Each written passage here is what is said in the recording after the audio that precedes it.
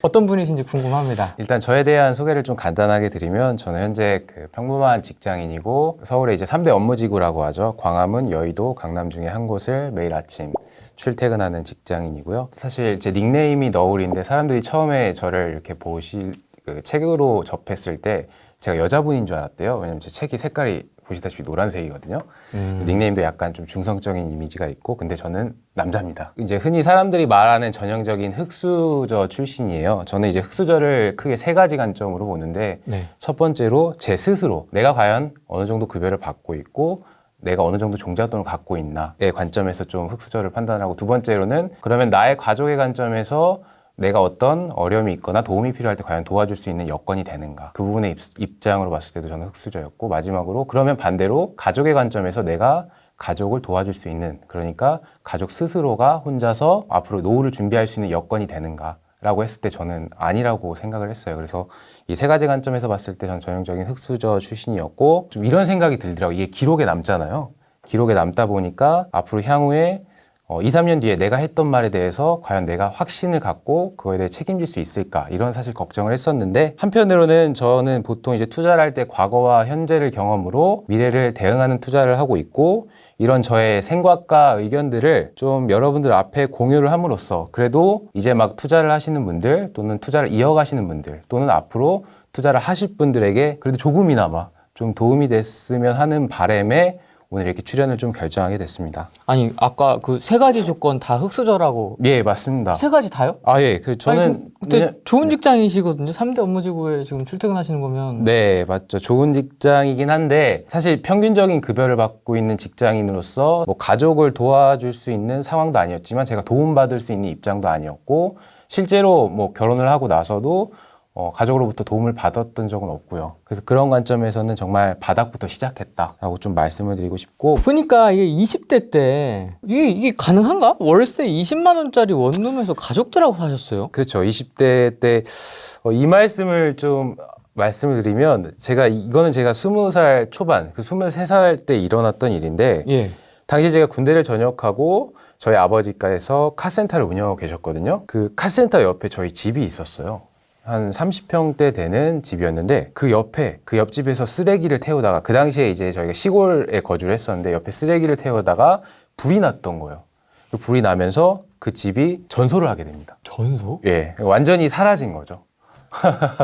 다치진 않고. 예, 다치진 않고. 다행히 그 불이 나는 타이밍에 저는 학교에서 공부를 하고 있었고, 저희 부모님이 거기에 거주하고 계셨는데 불이 나는 순간 바로 뛰쳐 나오셨대요. 그래서 그때 정말 다행인데, 아무튼 전소를 해서 건진 게 하나도 없으셨어요. 당시에 딱 그때 불났던 순간 지갑 딱 하나 들고 나오셨다고 하더라고요. 그래서 제가 이미 그때 학교에서 바로 그 소식을 듣고 집에 갔을 때는 집이 없어진 상태였고, 이게 심지어 그 지역 MBC 뉴스에도 나왔었어요. 가정집 불나서 전소됐다. 그 당시에는 좀 상당히 충격적이었는데, 근데 하필 그때 이제 저희 아버지께서 좀 대출을 무리하게 일으켜서 자동차 수리 공장을, 또 카센터를 좀 크게 운영을 하셨었어요. 한 300평 규모에 되는, 좀 작은 규모는 아니었죠. 운영을 하고 계셨는데, 아니나 다를까 그때부터 좀 사업이 내리막길을 걸은 거예요. 나중에 되니까 부채가 점점점 쌓이면서 결국은 이제 파산, 그러니까 부도 지경에 이르렀던 거죠. 근데 그때 정말 다행이었던 게, 저희 아버지가 그 당시에 한 300평 되는 규모에서, 시골이었으니까 땅값은 비싸진 않았거든요. 그런데 그 규모의 부지를 매수를 하시고 그 위에 건물을 올리셨던 거예요. 그래서 나중에 사업을 다 정리하고 아버지께서 부지를 팔고 보니까 그때 이제 저희 가족 전체 통장에 진짜 몇백만 원 딱 남은 상태였던 거죠. 부채는 거의 다 까이고, 그러니까 부채와 자산이 서로 상쇄하면서 결국 거의 뭐 통장에 몇백만 원 없다시피 하신 거고, 그 당시에 저희 아버지 나이가 50대 초반이셨고 저는 23살이었고 대학생? 예, 학생이었죠. 그때부터 이제 가족 모두가 방 한 칸 원룸에 살게 됩니다. 총 3명이었습니까? 4명이죠. 아버지, 어머니, 저, 그리고 제 동생. 굉장히 슬픈 얘기인데, 저는 그때 물론 힘들었지만 좀 그런 가족애를 키울 수 있었던 계기도 됐었어요. 왜냐면 그 방 한 칸이라는 작은 공간에 가족 4명이서 같이 이렇게 자다 보니까, 살을 맞대고 자다 보니까 뭔가 끈끈한 이런 가족 간의 정도 생기고 좀 대화도 많이 했던 것 같은데, 한편으로는 되게 굉장히 힘들었던 부분도 있었어요. 왜냐면 저만의 개인적인 거주 공간이 없다 보니까, 뭐 예를 들면 한겨울에 친구랑 저는 통화를 하려고 하는데 부모님 다 계시는데 옆에서 전화를 할 수 없잖아요. 그렇죠. 어떻게 해요? 그래서 이제 나가야죠. 점퍼를 입고 문 앞에 나가는 거예요. 그때 이제 그 1층 거의 그 약간 반지하, 이게 내리막길에 있는 반지하는 아닌데 살짝 걸친 빌라였거든요. 한 25년 된 빌라였고, 그래서 저는 거기서 나와서 문 앞에서 이제 통화를 하는 거예요. 그렇게 30분씩 한겨울에. 그럼 들어가면 이제 손발이 얼어 있고, 그리고 또 당시에 이렇게 집이 좀 오래됐기 때문에 컨디션이 좀 좋지 않아가지고 벌레 같은 게 좀 나왔습니다. 뭐 바퀴벌레라든가 존벌레라든가, 그 밖에 뭐 개미 같은 거는 있었고요. 상당히 힘들었고, 햇빛이 좀 들어오지 않는 부분도 조금 상당히 좀, 집에 가면 좀 우울했어요. 저는 이제 학교에서 공부를 하고 집에 가면 저만의 공간이 없다 보니까 이렇게 되게 좁은 공간에서 이런 거 있잖아요. 왜? 아, 나는 너무 피곤하고 그날 공부를 너무 열심히 한 거예요. 가서 자고 싶은데 제 동생은 뭔가 TV를 보고 있고 다른 일을 하고 있고, 그러니까 저는 방해받는 거죠. 제 공간이 없으니까. 그런 거에 대해서 좀 상당히 스트레스를 좀 많이 받았었고, 그때 제가 동생이랑 이런 이야기 굉장히 많이 했었어요. 아, 비록 이런 20만 원짜리 단칸방에 살지만 열심히 공부해서 좋은 곳에 입사해서 보란듯이 성공하자. 예, 그런 얘기 좀 많이 했었던 것 같아요. 그럼 대학교 생활을 계속 그렇게 아, 예, 그렇죠. 거기서 계속 했었고, 결론을 일단 말씀을 드리면, 거기서 저희 가족이, 제 동생이랑 저랑 거주를 했고, 제 동생은 동생이 원하는 우리나라에 어떻게 보면 사람들이 누구나 아는 굴지의 공기업에 입사를 해서 다니고 있고, 저도 뭐 엄청 대단한 직장은 아니지만 그래도 사람들이 흔히 말하는 대기업에 입사해서 지금까지 계속 근무를 하고 있습니다. 바로 취업이 되신 거네요, 그럼? 아, 예. 그 좀 어떻게 보면 운이 좋았던 부분도 있죠. 동생분도? 네, 제 동생도 그게 가능했던 건 아무래도 절실함이었던 것 같아요. 빨리 여기를 벗어나야겠다. 그런 생각들이 좀 영향이 있었고, 뭐 아무튼 덕분에 그렇게 해서 뭐 취직을 하게 됐습니다. 한 2년 정도는 해피했다가 예. 다시 또 우울해지는 겁니까? 이게 어떻게 보면은 그 당시에 제가 직장 생활을 이제 1년, 2년, 3년 정도 하다 보니까 이런 생각들 막 들더라고요. 나는 직장 생활을 계속 하고 있는데 돈도 이제 조금씩 불어가고 있는 거예요. 종잣돈도 모아가고 있는데 저는 꾸준히 원룸에 살고 있었던 거죠. 이제 나이가 좀 더 먹으면서 앞자리 숫자가 3이 찍히고, 네. 30대에 들어서면서 주변의 친구들이 하나둘씩 결혼을 하기 시작하고, 친구들이 이제 뭐 전세 또는 매매로 해서 집을 마련하기 시작하더라고요. 네. 빠른 친구 같은 경우에는 부모님 도움받아서 30대 초반에, 물론 그 당시에 지방이었지만 아파트를 마련해서 거주하고, 제가 또 그런 친구 집에 방문하면서 느꼈던 게, 나도 이제 나만의 좀 거주 공간을 좀 제대로 마련할 필요가 있겠다. 그리고 그때 마침 또 이제 퇴근 후에 제가 그날 되게 굉장히 힘들었어요. 그날 이제 야근을 하고 한 10시쯤에 집을 가고 있는데 그 앞에 이제 아파트들이 보이는 거예요. 아파트를 보면서 저 아파트는 얼마일까? 이렇게 막 가격을 찾아봅니다. 근데 마침 그 당시에 제가 직장 생활이 4년 차에서 5년 차로 넘어가는 시점에, 그 당시 뭐 투자를 하겠다는 생각은 없었지만 급여의 절반 이상을 저축을 했었거든요. 그래서 마침 이제 통장에 돈이 조금씩 쌓이기 시작하면서 그 아파트 가격을 보니까 내가 대출 받으면 이 아파트를 살 수도 있겠다 싶었던 거죠. 그래서 그때 그 생각을 딱 하고 나서, 그 예전부터 20대부터 전 집이 없었잖아요. 계속 작은 공간에 혼자 거주하다 보니까 막연히 집에 대한 환상이 좀 있었던 것 같아요. 그래서 집을 갖고 싶다라는 생각이 있었고, 그 타이밍에 마침 돈이 있었으니까 그 주말에 이제 부동산 중개소에 가서 집을 딱 보고 바로 매수를 하게 됩니다. 네. 아니 그 네. 집을 선택한 이유가 있으세요? 이유는 하나였어요. 직장이랑 너무 가까워서. 출퇴근용으로. 예, 출퇴근용으로. 그러니까 뭐 어떤 뭐 갭이나 뭐 이런 거보다는 그런 걸 몰랐죠. 실거주용이네. 갭, 그렇죠. 갭이라는 개념을 몰랐어요. 저는 사실 전세 레버리지 투자를 하고 있는 투자자이긴 한데, 주로 아파트를 투자를 하는데, 당시에 그 갭이라는 거에 대한 이해를 못했어요. 그러니까 전세를 끼고 산다 이런 개념이 아예 없는 상태에서. 뭐 저평가, 고평가 이런 거. 그런 거 모르죠. 누구나 다 그렇잖아요. 왜 사람들이 처음부터 뭐 태어나서 갑자기 한국인이 영어를 막 잘하고 이러는 건 없잖아요. 갑자기 수학 막 문제를 풀고. 그런 것처럼 그때 당시에 전혀 무지한 상태에서 뭐 재테크를 한다는 개념도 없었고, 그냥 내가 출퇴근한 가장 가까운 거리에 내 가격으로 살 수 있는, 내가 모아준 종잣돈으로 살 수 있는 집을 그냥 산 거죠. 경기도였겠네요. 예, 경기도였어요. 경기도였지만 이게 좀 경기도라고 말하기는 좀 외곽 쪽이었어요. 아무튼 경기도 맞습니다. 경기도였고, 근데 결과로 말씀을 드리면 뭐 종잣돈이 반토막이 났습니다. 그렇습니까? 예. 아파트인데도? 예, 아파트인데도 그 당시에 제가 2017년도에 그 아파트를 샀었어요. 굉장히 빠른 나이에 산 겁니다. 30대 초반이었는데. 그쵸. 근데 2017년도라고 하면은 아시겠지만 서울 부동산이 2014년부터 계속해서 상승하는 트렌드를 보였고 2015년도, 16년도, 17년도 들어오면서 굉장히 많이 오릅니다. 그 당시에 수도권도 15년부터 본격적으로 오르기 시작하면서 17년도에도 계속 오르는 상황이었어요. 대세 상승장이었는데도 불구하고 그 당시에 경기도 같은 경우에 이제 수도권의 주요 괜찮은 지역 같은 경우 부동산이 올랐지만 그 이외의 외곽 지역 같은 경우는 떨어지는 트렌드를 실제로 보이고 있었고 저는 몰랐지만 이제 와서 보면 그 당시에 하필 그 떨어지는 시기에 제가 부동산을 매수했던 거예요. 그러니까 쉽게 말해서 제가 샀던 가격이 꼭지였던 거죠. 그 당시에 저는 2억을 주고 매수를 했거든요. 그 당시 방 3개, 화장실 2개, 20평대 아파트였고 20년 됐었어요. 계단식이었는데 2억을 주고 매수했는데 그게 1억 6천까지 떨어집니다. 제 종잣돈은 당시에 8천만 원이 들어갔고 실제로 실거래가가 반토막이 난 거예요. 그러다 보니까 제가 그때 느낀 거예요. 가격이 막상 떨어지고 나니까 내가 생각을 잘못했구나. 뉴스에서 그 당시에 계속 그 얘기를 했거든요. 서울 수도권 부동산 오른다, 꼭지다 이런 뉴스가 계속 나왔어요. 그 당시에도 뭐 가계부채 GDP 돌파한다, 가계부채 상승 속도 선진국 거의 최상위의 포지션에 위치하고 있다는 뉴스가 5년 전에 10년 전에도 불과 나왔단 말이에요. 근데 2017년도 18년도에도 계속 그렇게 너도 나도 상승장이라고 해서 서울 부동산, 수도권 부동산 투자라는 시기에 저는 손해를 본 거죠. 그때부터는 정말 화가 나더라고요. 뭐지?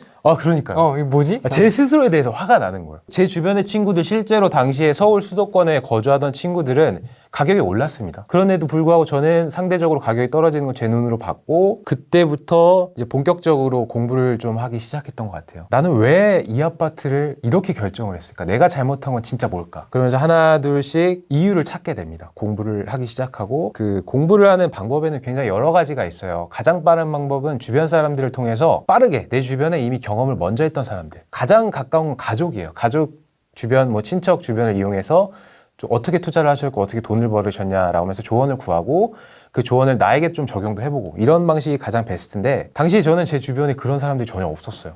주변을 수선해 보니까 투자를 하시는 분들도 없었고 뭔가 부동산이나 어떤 재테크를 통해서 부를 쌓으시는 분들이 없었던 거죠. 그러다 보니까 제가 할 수 있었던 최선의 방법은 독서였어요, 결국은. 그래서 책을 좀, 이건 되게 굉장히 지금 와서 생각해 보면은 굉장히 좀 무식한 방법일 수 있어요. 왜냐면 저는 다독을 했거든요. 그러니까 보통 독서라는 방법에는 크게 두 가지가 있어요. 좀 벤치마킹 할 만한 책을 딱 잡고 몇 권을 잡고 그거를 반복적으로 보시는 방법이 있고, 두 번째 방법은 여러 가지 책을 단기간에 빠르게 읽어서 그런 책 내용을 요약해서 나만의 것으로 만드는 방법. 그렇죠. 저는 크게 두 가지 방법이라고 생각을 하거든요. 근데 제가 정말 도움이 되는 책을 선별하는 능력이 없더라고요, 제가. 과거에 독서를 한 적이 없으니까. 그래서 저는 후자를 택했습니다. 그래서 단기간에 많은 양의 책을 봐서 정보를 흡수하자. 그리고 내 것을 만들자라는 생각으로 좀 책을 읽기 시작했고, 그 시간들이 지금 와서 보면 좀 아까운 부분이 있는 게 2018년도부터 본격적으로 제가 독서를 하기 시작했었는데 1년 동안 한 300권을 읽었거든요. 좀 저만의 시간을 어떻게 보면 약간 그 독방에서 저만의 공간에 갇혀서? 갇혀서 네. 저 혼자서 공부하는 시간을 계속 가졌었어요. 원래 계속. 이렇게 고수들이 자기 방에 예, 주식 맞습니다. 고수들도 맞죠. 골방에 앉아가지고 세상과 등지고 막 공부하는 시간이 있잖아요. 맞아요. 그런 축적의 시간. 그쵸. 그런 시기가 있었던 것처럼 저도 그런 시기가 있었고 결과적으로 그런 시기를 가짐으로써 그 시기를 딱 어느 순간 제가 이제 준비가 됐다 싶었을 때 그 이후에 정말 제가 할 수 있는 혼신의 힘을 다해서 부동산 투자를 이어갈 수 있었던 것 같아요. 처음에는 그런 식으로 했었어요. 제 주변에, 제가 살고 있는 주변에 지역을 하나 정하고 그 지역에 있는 물건을 퇴근 후에 평균 한 단지를 2-3개 정도 찍고 물건을 계속 봤습니다. 그러니까 제가 투자를 하지는 않았지만 쉽게 할 수는 없는 상황이었지만 물건을 계속 보면서 점점점 모수를 늘린 거예요. 1, 2개, 3개 그렇게 어려운 건 아니었어요. 왜냐하면 아침에 출근을 해서 점심시간을 이용해서 예약을 잡고, 왜냐하면 중개소 소장님들이 그냥 뭐 그 시간대 제가 퇴근하면 7시, 8시 정도 됐는데 그 시간대 바로 물건을 보여달라고 하면 솔직히 누가 보여주겠어요. 그쵸? 내일 오라고 하죠. 예, 그렇죠. 집주인한테 갑자기 대뜸 6시에 전화해서 7시, 8시에 저녁인데 좀 볼 수 있어. 안 보여주잖아요. 그렇기 때문에 그날 또는 전날에 미리 이야기를 해서 양해를 구해서 퇴근하면 한 7시에서 8시, 뭐 늦으면 9시 정도 된 적도 있었어요. 웬만하면 9시를 안 넘으려고 했어요. 왜냐면 9시 넘어가서 물건을 보는 거는 좀 솔직히 민폐잖아요. 그래서 그 시간대 7시, 9시 사이에 물건을 계속 보면서 그 비교 평가를 하는 연습을 계속 하게 됩니다. 여기 아파트는 이 정도 위치인데 여기서 이 정도 떨어지고 옆에 뭐 초등학교가 있고 여기는 상권이 이런데 여기는 가격이 얼마네? 그러면 이번엔 내일은 한번 다른 단지를 가볼까? 그러면 반대편에 있는 500m 떨어진 단지를 가서 여기는 500세대인데 여기는 밤에 갔는데 주차가 널널하네? 근데 여긴 가격이 왜 이러지? 이런 것들에 대한 비교 평가를 제 스스로 계속 반복적으로 합니다. 그거를 한번 대여보니까 보통 사람들은 이제 뭐 10개 단지 보고 이렇게 매수하고 이랬는데 저는 거의 한 100개 단지 정도 봤던 것 같아요. 그러니까 한 지역을 그때 당시 제가 1기 신도시의 삼본이라는 곳에 거주를 하고 있었는데 삼본의 단지가 300세대 이상 기준으로 한 6, 70개 정도가 나옵니다. 그러면 제가 그걸 다 봤어요. 실제로. 그게 한 3, 4개월 걸리더라고요.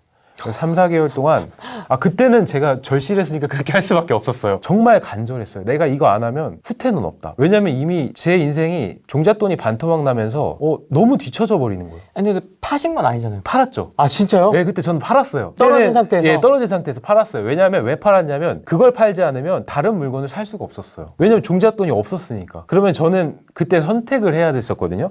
내가 향후에 더 오를 물건을 샀어야 됐기 때문에 그 당시에 분명히 그게 가격이 떨어진 건 굉장히 뼈아픈 거지만 이거를 팔고 더 좋은 물건을 갈아탈 수 있는 기회가 있다라고 저는 판단을 했기 때문에 다른 물건을 매수할 타이밍에 팔았어요. 바로 판 게 아니라. 그러니까 그거를 떨어진 걸 알고 제가 임장을 하면서 부동산 공부를 계속하면서 다음에 살 물건을 발견하고 계약을 하고 팔았습니다. 그래서 거기에 돈을 넣었죠.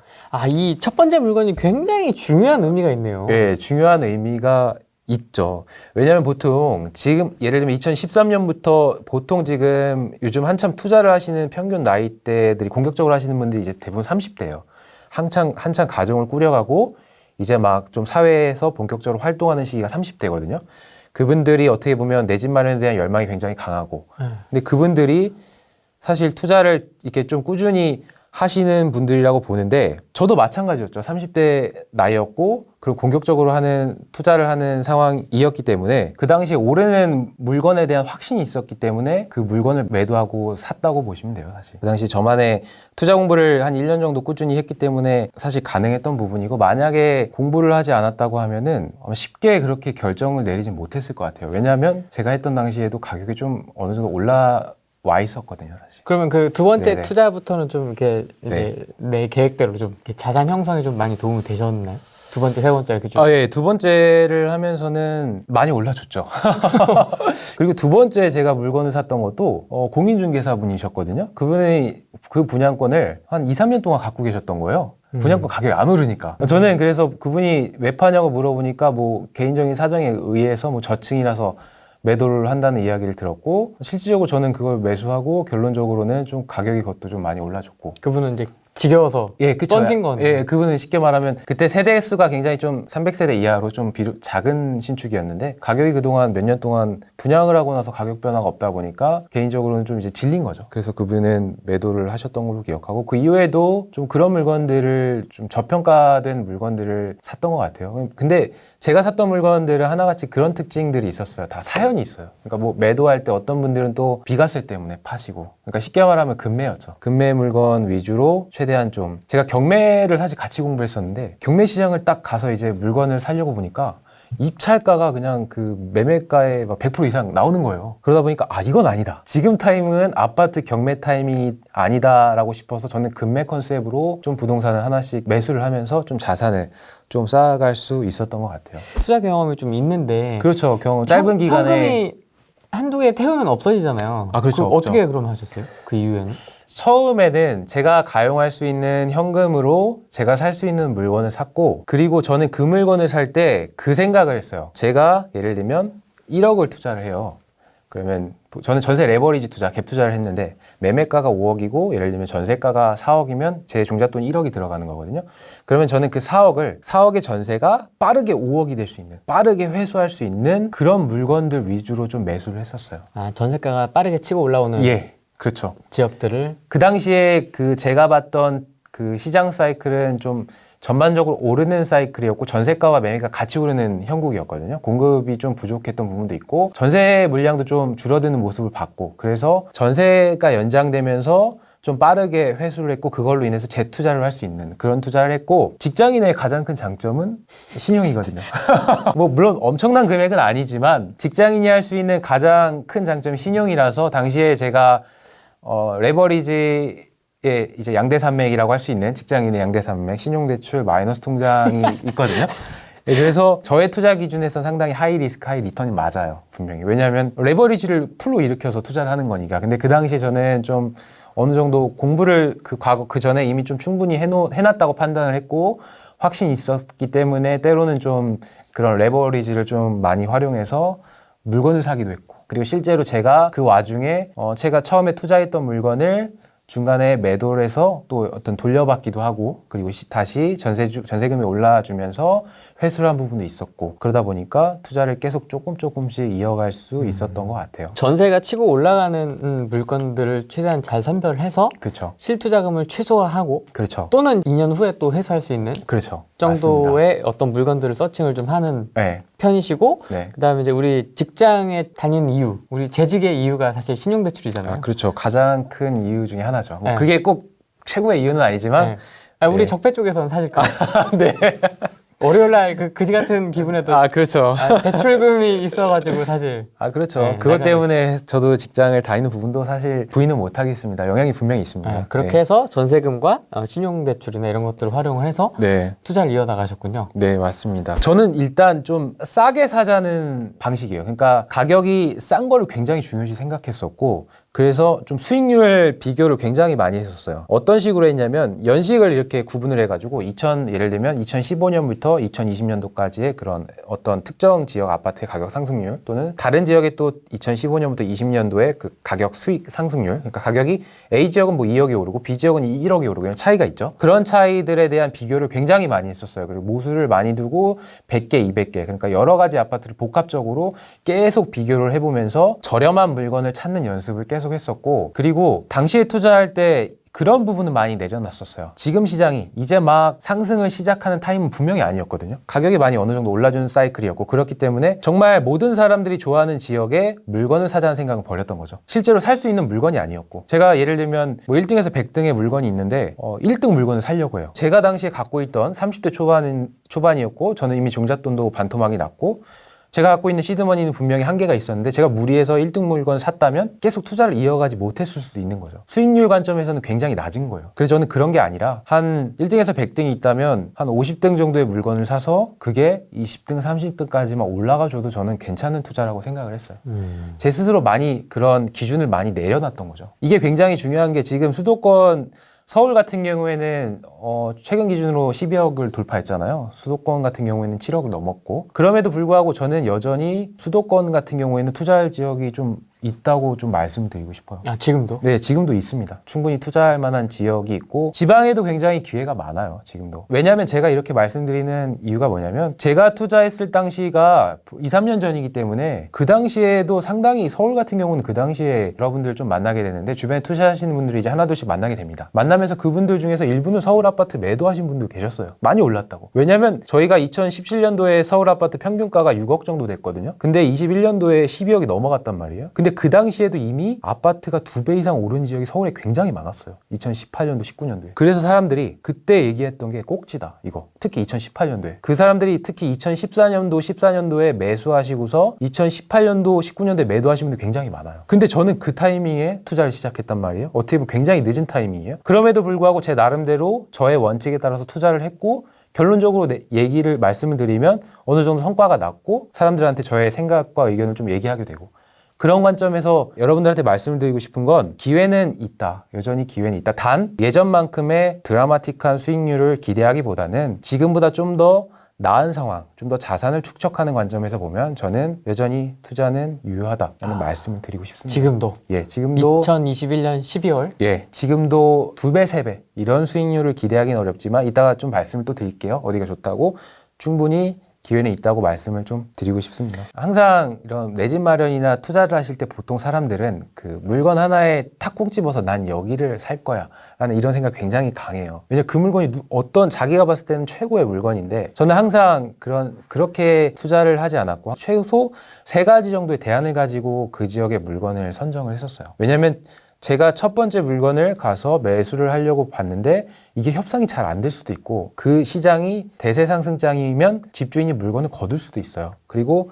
내가 원하는 가격으로 조금이라도 뭐 500만 원이라도 1000만 원이 싸게 사면 좋잖아요. 근데 그분들하고 협상을 했는데 이게 또 안 먹힐 수가 있어요. 오히려 가격을 올려요. 어떤 경우 가격 올리잖아요. 그럴 수 있어요. 예, 그런 경우 되게 많거든요. 그래서 그런 경우에는 바로 옆에 있는 대안을 바로 가서 대안을 선택했죠. 근데 그때는 대안에 대한 그걸 마음을 좀 내려놔야 돼요. 그러니까 이 대안이 분명히 첫 번째 안보다 좋지는 않아요.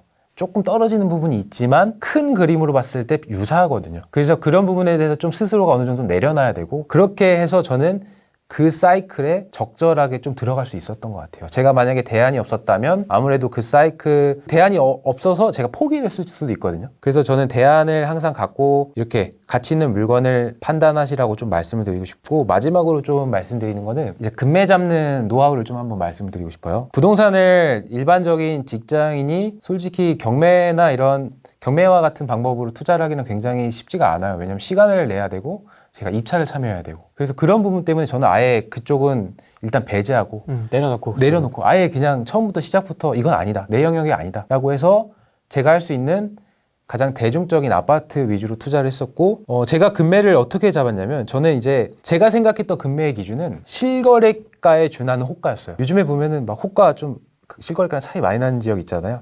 그런 지역은 과감하게 넘겼고요. 왜냐하면 이미 모수가 많았으니까 이미 그 전에 지역별로 여러 군데를 다 봤기 때문에 각 지역별로 실거래와 호가의 갭이 가장 적은데 거의 실거래가에 준하는데 그런 지역의 부동산을 집중적으로 좀 봤고 그리고 항상 제가 첫 번째 질문 부동산 중개소 소장님과 전화를 하거나 방문을 하면 가장 먼저 드린 질문 이 물건 왜 파시나요? 이건 꼭 해야 돼요. 그리고 이거를 한 번 하는 게 아니라 두세 번 해야 돼요. 소장님, 이분이 그럼 소장님 말씀하신 것처럼 이 물건 이래서 판다고 이거 정말 맞아요? 그리고 마지막에 더 계약할 때 한 번 더 확인해야 됩니다. 집주인이 계약하면 오잖아요. 그럼 집주인한테 집주인이 혹시 이거 물건 어떤 이유로 파세요? 다시 한번 확인하는 거예요. 왜냐하면 이게 소장님과 집주인이 서로 이야기가 다를 수도 있거든요. 매도의 이유가 다를 수도 있어요. 근데 보통은 제가 그동안 과거의 경험으로 봤을 때 이런 부분에 대해 매도 이유에 대해서는 솔직하게 말을 해주세요. 그거를 말을 잘못하면 나중에 걸리면 이것도 좀 약간 도의적인 좀 책임이 있거든요. 매도의 이유에 대해서 그래서 중개소 소장님이 거의 말씀해 주시는 게 맞았고 실제로 이런 확인 작업을 통해서 매도의 이유를 확인함으로써 제가 협상에 좀 우위를 점했던 거죠. 한 번은 이게 제가 실제로 경험한 거예요. 수도권의 아파트를 작년에 매수를 하는데 그 매도하시는 분이 집이 목동에 계셨어요. 목동이 아시겠지만 좀 가격이 단기간에 많이 올랐잖아요. 그래서 그분이 비과세를 받기 위해서 저한테 매도할 물건을 굉장히 싸게 팔아야 되는 타이밍이었어요. 제가 그 물건을 딱 본 순간 매도 이유 물어보니까 이분 비과세 때문에 판다. 그래서 저는 그 물건을 원래는 그 물건이 예를 들면 원래는 제가 한 1억 정도의 투자금으로 매수했어야 되는데 저는 그 물건을 실제로 5천만 원에 매수하게 됩니다. 그 이유가 뭐였냐면 그분은 그 물건을 최대한 빠르게 팔았어야 돼요. 단기간에 아주 빠른 시간에 당장 그러니까 오늘 계약하면 일주일 뒤에 잔금을 했어요. 굉장히 급박한 상황이에요. 그 사람 입장에서는. 그치. 예. 그래서 저는 그걸 딱 아는 순간 그분한테 그럼 나는 이 물건 바로 살게요. 당신이 요청하는 거 다 맞춰줄게요. 단 내가 당신한테 1억을 드려야 되는데 지금 당장 드릴 수 있는 건 5천만 원밖에 없다. 단 나머지 5천만 원은 다음 전세 연장할 때 주겠다. 먹힌 거죠. 그래서 그때 당시에 제 투자금이 절반으로 줄어들었습니다. 그렇게 해서 실제로 매수를 했어요. 그러니까 이거는 어떻게 보면 금매 잡기의 한 사례고 이런 식으로 좀 금매를 잡는 거에 포커스를 맞춰서 투자를 이어가시면 비록 가격이 좀 올랐지만 그 실거래가의 상승장에 사실 실거래가 이하에 매수하는 정말 힘들어요. 현실적으로 어렵거든요. 호가도 지금 상당히 올라가 있는 상태고 이런 상황에서는 실거래가에 거래하는 건 쉽지 않은데 그래도 나의 종잣돈과 투자금을 최소화하면서 매수할 수 있는 방법은 금매밖에 없다. 그래서 저와 같은 예시를 한번 드렸는데 이런 방법으로 해서 좀 투자를 이어가시면은 저는 좀 가치 있는 물건을 저렴한 가격에 살 수 있지 않을까. 사연을 좀 살펴보는. 예. 근데 제가 또 한 번은 1,000만 원까지 깎아본 적도 있어요. 근데 솔직히 이게 금매 잡는 게 쉽지는 않습니다. 이제 사람들이 가격이 많이 오르면 또 기대 심리가 있고 가격이 더 오를 거라는 생각들도 많이 하시고 또 요즘에 사람들도 다 공부를 많이 하시기 때문에 현실적으로 쉽지 않지만 그래도 저는 여전히 기회가 있다라고 좀 말씀을 드리겠습니다. 왜냐하면 준비를 하고 일단 도전하는 것과 도전을 하지 않는 건 좀 저는 굉장히 차이가 크다고 생각을 하고 있거든요. 첫 번째는 그때 종잣돈이 반토막이 났던 사건이고, 두 번째는 계약금을 날린 사건이에요. 아, 계약금 왜 내셨어요? 이거는 이게 참 진짜 단기간에 좀 막 저도 되게 내가 왜 이런 짓을 했지 싶은 생각을 하는데, 근데 그런 이제 실패를 통해서 저는 오히려 더 성장을 하는 것 같아요. 당시에는 이제 제가 이미 어느 정도 주택을 좀 투자를 해놓은 상태였어요. 자신감이 막 붙었어요. 가격이 막 오르니까.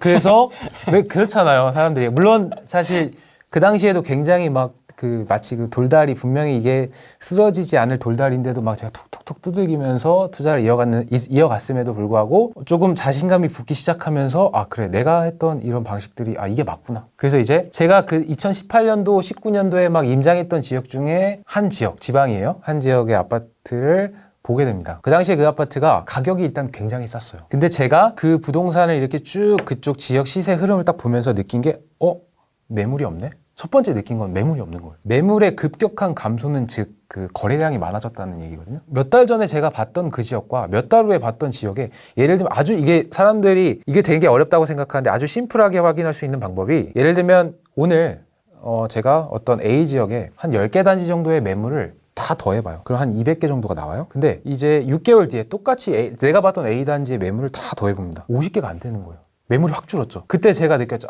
여기 좀 사람들이 많이 갔구나. 그래서 그때 당시에 그 생각이 들었고, 물론 좀 타이밍이 좋진 않았는데 갔는데 이제 정말 계좌를 안 주는 거예요. 제가 그 물건을 살려고 계속 하는데 막 한 번 튕기고 두 번 튕기고 계좌를 안 주는 거예요. 그러니까 물건을 주인들이 계속 거두는 거죠. 대세 상승장이었던 거죠. 그때 마침 괜찮은 물건을 발견을 했었어요. 근데 그 물건이 하필, 그러니까 제가 이제 그동안 어느 정도 책을 보고 저만의 투자 원칙들이 이렇게 착착착착 쌓이면서 투자도 이어가고 저만의 기준들이 막 생기기 시작했어요. 이런 건 사지 않는다. 내가 무슨 일이 있어도 이런 조건에 아파트는 사지 않겠다 라고 했음에도 불구하고 그 지역에 있던 그 부동산은 굉장히 저렴했고 상승장이니까 제가 조급한 나머지 그냥 바로 계약금을 쏩니다. 어떻게 됐을까요? 계약금을 막상 넣고 나니까 이미 제가 그 주렁주렁 달린 저의 이제 뭐 과거에 투자를 했던 부분이 있기 때문에 문득 그런 생각이 든 거예요. 내가 그러면 만약에 이 물건을 삼으로써 나의 현금 흐름이 막히는구나. 이걸 사면 정말 나는 현금이 아예 없어지는구나. 왜냐하면 저는 비록 처음에는 상당히 공격적으로 투자를 했지만 개인적으로는 상당히 그 현금 흐름을 중요시 생각해서 현찰과 저의 신용대출 비중을 굉장히 어느 정도 유지하고 있거든요. 항상. 지금도 제 순자산의 한 5에서 10%의 현금은 보유하고 있고, 물론 처음엔 그렇게 할 수 없었어요. 그리고 저의 신용대출도 최소화하고, 그때는 이미 레버리지를 제 나름대로 많이 쓴 상황에서 추가로 쓴 거예요. 그래서 그때 저는 계약금을 바로 포기했습니다. 결론적으로 말씀을 드리면, 왜냐면 분명히 그때 그 아파트는 가격이 올랐어요. 분명히 오르는 건 맞아요. 제가 봤을 때는 굉장히 그게 괜찮은 물건이었지만 제가 리스크 관리를 하겠다는 생각에 계약금을 포기했고, 그때 당시 가계약금을 제가 500을 넣었는데 바로 그냥 버립니다. 그것 때문에 이제 좀 집사람한테 한 소리 들었죠. 왜 그렇게 섣부른 결정을 했느냐. 그렇게 투자를 한다는 사람이 왜 그런 결정을 내렸냐. 좀 깊게 생각하고 하라라고 하면서. 사실 돈 500, 1000보다. 그렇죠. 집에서 들리는 얘기가 맞아요. 더 뼈 아프지. 그때 진짜 잔소리 좀 들었거든요. 아내한테. 핀잔 많이 듣고 그러지 마라. 다시는 그러지 마라. 왜냐면 이미 앞에서 한번 까이고 두 번째 또 까이니까 이제 아내는 좀 저에 대한 신뢰도가 좀 낮아진 상황이었거든요. 그래서 그런 식으로 해서, 근데 결론적으로 얘기하시면 전 잘한 선택인 것 같아요. 가장 좋은 거는 저의 원칙을 지켰다는 거예요. 저는 이게 굉장히 좋은 거예요. 비록 이 사이클이 굉장히 좋은 사이클이고 오르는 걸 알았지만 다시 한번 나의 원칙을 지켰다. 앞으로도 마찬가지겠지만 어떤 시장이 와도 저는 제 원칙을 지키면서 투자를 할 생각입니다. 굉장히 중요한 부분이고, 그래서 투자를 하실 때 항상 사람들한테 말씀을 드려요. 여러분의 기준이 있다고 하면 그 기준은 계속 지켜라. 그리고 큰 성공을 하는 게 중요한 게 아니라 실패를 최소화하는 게 저는 중요하다고 개인적으로 좀 생각을 해요. 결국 롱런을 하기 위한 장기 투자의 핵심은 성공을 극대화하는 게 아니에요. 결국 실패를 최소화하는 거예요. 내 돈을 지키면서 꾸준히 자산을 쌓는다면 결국은 시간이 흐르고 보면 부자가 되어 있거든요. 대부분 실제로 우리의 이미 투자를 하신 선배들, 유명한 투자자들, 주식 투자자들도 마찬가지고요. 그런 분들이 이미 역사를 통해서 증명을 했어요. 그래서 저도 좀 그런 관점에서 원칙을 지키면서 실행을 하시라고 말씀을 드리고, 사건이 또 하나 또 있습니다. 또 있습니다. 예. 투자를 하면서 이렇게 종잣돈이 좀 부족한 상황이 와서 처음에는 전세로 거주를 하다가 종잣돈, 저의 엉덩이, 제가 이제 저의 투자 원칙 중에 하나인데 엉덩이 자본을 최소화하라. 그래서 제가 가지고 있는 엉덩이로 깔고 앉아 있는 저의 종잣돈을 빼서 좀 투자를 활용하겠다는 생각으로 월세로? 예, 월세로. 아, 그렇지. 역시 적폐야. 예, 맞습니다. 적폐는 월세지. 그렇죠. 뭐 실거주를 상당히 중요하게 생각하는 사람들은 월세 거주하면 우리나라 사람들 좀 그런 생각하시는 분 많잖아요. 월세 거주하면 아, 왜 월세 살아? 마치 좀 돈 없어서 월세 사는 것처럼. 아, 왜 당신은 좀 매매할 수 있는데 꼭 월세 살아야 돼? 라는 생각을 하셨는데 저는 여전히 이런 생각은 갖고 있어요. 만약에 내가 투자할 수 있는 돈이 좀 부족하다고 하면 내가 ong덩이 깔고 있는 자산으로 투자를 하는 것도 저는 굉장히 좋게 보거든요. 실제로 저는 그렇게 해서 자산을 키웠고 전세에서 월세로 이동을 했는데 하필 그 월세로 전세를 저한테 돌려줘야 하는 집주인이 3개월 전에 저의 집을 매수하신 분이었어요. 여자분이셨는데 집을 빼는 날이었어요. 그날 이제 전세금 만기가 됐고 전세 만기가 됐고 마침 제가 전세를 돌려받고 저는 월세로 가야 되는 거예요. 그 상황에 집주인이 제 집을 이제 보통 우리 전세 만기돼서 나가면 집주인이 집 한번 체크하잖아요. 집 상태 어떤지 뭐 도배 상태 이런 거 쫙 보는데 집을 보더니 갑자기 저한테 수리비를 요구하시는 거예요. 그때 당시 제가 거주했던 그 전세 아파트가 90년대식의 아파트였고 이 수리 상태가 어느 정도였냐면 왜 90년대식 아파트들은 일단 복도식이고 내부 샤시가 나무거든요. 90년대식 당시에 질 때 내부의 그 샤시를 나무로 했고 유리랑 나무로 해서 샤시를 구성을 했었어요. 아마 90년대 아파트 매수하셨던 분들은 아실 거예요. 나무 샤시 보셨을 거예요. 그래서 거기서 살았고 외부 샤시는 그 은색 알루미늄 샤시였거든요. 근데 저보고 그런 좋지 않은 인테리어를 거의 한 10년 넘게 하지 않은 아파트임에도 불구하고 막 저한테 싱크대가 오래됐다고 교체해달라고 하고 그런 식으로 수리비를 요구하시길래 저는 못 준다 그랬죠. 일단 결론을 좀 말씀을 드리면 결국은 저는 전세금을 일주일 뒤에 다 받아냅니다. 그리고 거기에 플러스 그에 대한 피해 보상금도 받았어요. 왜냐하면 제가 당시에 그 돈으로 제가 그때 당시에 만약에 추가로 대출이나 여유 현금으로 갖고 있지 않았으면 저는 거기서 제가 월세 갈 곳에 보증금을 주지 못하는 상황이었어요. 그래서 저는 근데 다행히도 천만다행이게도 제가 그때 당시에 그 보증금을 낼 정도의 그 대출 여유를 가지고 있었거든요. 그게 천만다행이었어요. 그래서 그 돈으로 보증금을 내고 집주인과 협상을 통해서 전세금을 결국은 돌려받았고 그에 대한 제가 대출을 이용해서 했던 이자금 그리고 제가 이사를 늦게 해가지고 그에 따른 피해 보상 이런 거 합쳐서 좀 일부 보상을 받았고 그 보상 어떻게 요구해서 받으신 거예요? 저는 그분한테는 이제 이런 제가 보상받는 것에 대한 내용에 대해서 상세하게 적어서 그분한테 내용 증명을 보냈습니다. 왜냐하면 그분이 저에게 했던 행동이 그분이 상습범이었어요. 알고 보니까 이미 앞에서 다른 남자분 혼자 사시는 분이 계셨는데 그분한테도 그렇게 했대요. 전세입자한테 그렇죠. 뜨는 돈으로 수리를 하는구나. 그렇죠. 완전 개새끼네. 그러니까요. 그렇게 해서 막 500만 원 뜯어내고 그런 분이셨대요. 그래서 제가 하필 두 번째 타이밍이 걸렸는데 저는 그거를 이용했어요. 그 당시에 그걸 어떻게 극복을 했냐면 그분이 제가 나가고 나고 일주일 뒤에 새로운 전세입자가 들어올 타이밍이었어요. 그리고 하필 수리를 해줘야 되는 상황이었고 그 전세입자랑 이미 계약이 끝난 거예요. 그러니까 그분이 발등에 불이 떨어진 거예요. 저한테 돈을 무조건 줘야 되는 상황인 거예요. 안 그러면 그 다음 계약이 파기되는 상황이 오거든요. 그럼 물어줘야 되잖아요. 그렇기 때문에 그분은 무슨 일이 있어도 저한테 돈을 돌려줘야 되는 상황이었는데 저는 그걸 이용해서 이제 그분과 이야기를 하면 왜 저는 피해를 봤거든요. 수리 부분이 아니라 나중에 이사를 못한 거에 대한 피해. 이삿짐 센터 아저씨들이 돌아갔어요. 그분들한테 돈을 줘야 됐고 저는 다시 이사를 알아봐야 됐고 그리고 대출도 이용해야 됐고 그런 정신적인 물질적인 피해 보상과 포함해서 그분과 협상을 통해서 다시 전세금을 돌려받고 무사히 월세로 갈 수 있었던 것 같아요. 이런 거 중요하지. 그래서 보상금? 피해 보상금 얼마 받으셨어요? 그 집주인한테?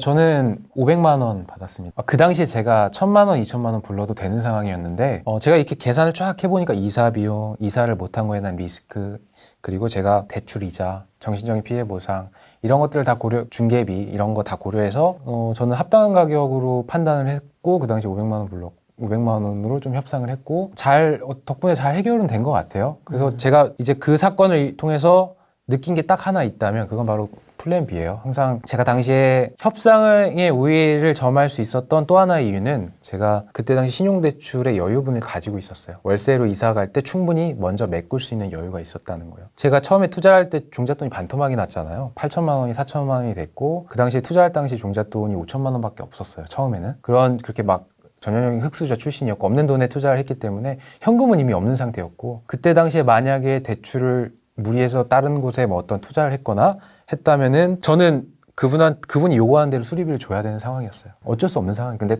다행히도 여유롭게 현금 흐름을 유지했었고, 근데 그분이 사실 굉장히 이상했어요. 어떤 특이한 점이 있었냐면, 제가 좀 그런 거에 대한 리스크를 대비를 했던 이유가 집을 4번을 봤어요. 좀 이상하죠, 상식적으로.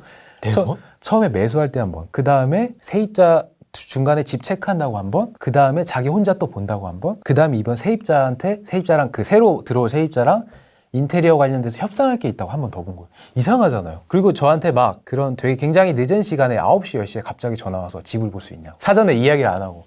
저도 이제 세입자도 겪어보고 그 당시에 집주인인 역할도 했었으니까, 집주인이자 세입자였으니까 제 상식으로 너무 이해가 안 되는 거예요. 그런 좀 약간 갑질 아닌 그런 행동들을 보이면서 사실 좀 위험하다. 이거 좀 위험할 수 있겠다. 그래서 현금 흐름을 가져가자라는 생각으로 좀 준비를 했던 게 결과적으로는 좀 정말 다행인 거죠. 정리해서 좀 말씀을 드리면, 투자를 하면서 이제 세입자로 살아보면서 정말 전세금을 한번 전액 날릴 뻔한 사건. 그때 당시에 사실 뭐 소송까지 갈 뻔했었던 거고요.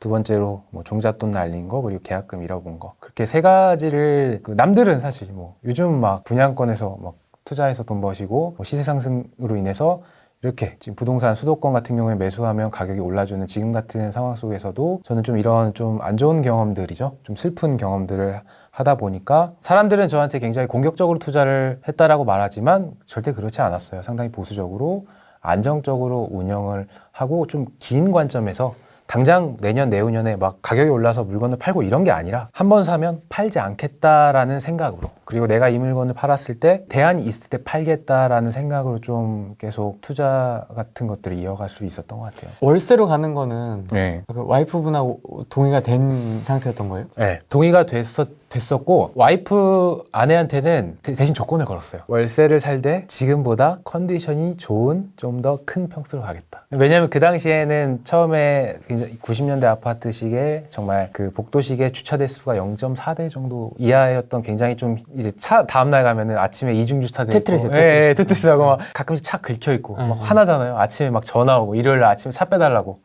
이중주차하면 그런 연락 받으니까, 그런 환경 속에서 살다 보니까 내가 비록 당신에게 뭐 지금 당장 좋은 집을 거주할 수 있는 환경을 제공할 수는 없지만 그래도 월세지만 더 좋은 환경에서 거주할 수 있게 약속을 하겠다라고 했고, 실제로 저는 그 당시에 좀 더 좋은 환경에 연식이 짧은 준신축의 월세를 거주하게 됩니다. 그럼 그때부터 월세로 하신 거예요? 아니면 지금은 자가에 살고 있습니다. 지금은 또 다시 이거는 계속 상황에 따라서 상황에 맞춰서 좀 바꿔야 된다고 생각을 해요. 그러니까 저는 항상 사람이 앞만 보고 달려갈 수는 없잖아요. 중간에 좀 쉬고 약간 좀 돌아보면서 방향을 좀 바꿔보기도 하고 다른 방법을 좀 쓰기도 하고, 쉬는 것도 사실 투자거든요. 그리고 항상 뭐 제 집에 제가 거주하는 제 집에 또 실거주도 하면서 또 투자도 이어갈 수 있는 방법도 있고, 그러다 보니까 저는 항상 이런 상황에 따라서 제 거주의 환경을 바꿔주고 있고, 뭐 당장 또 내년, 내후년에 예전에 과거에 2년 전에 했던 것처럼 저는 월세에 거주할 생각이 있어요.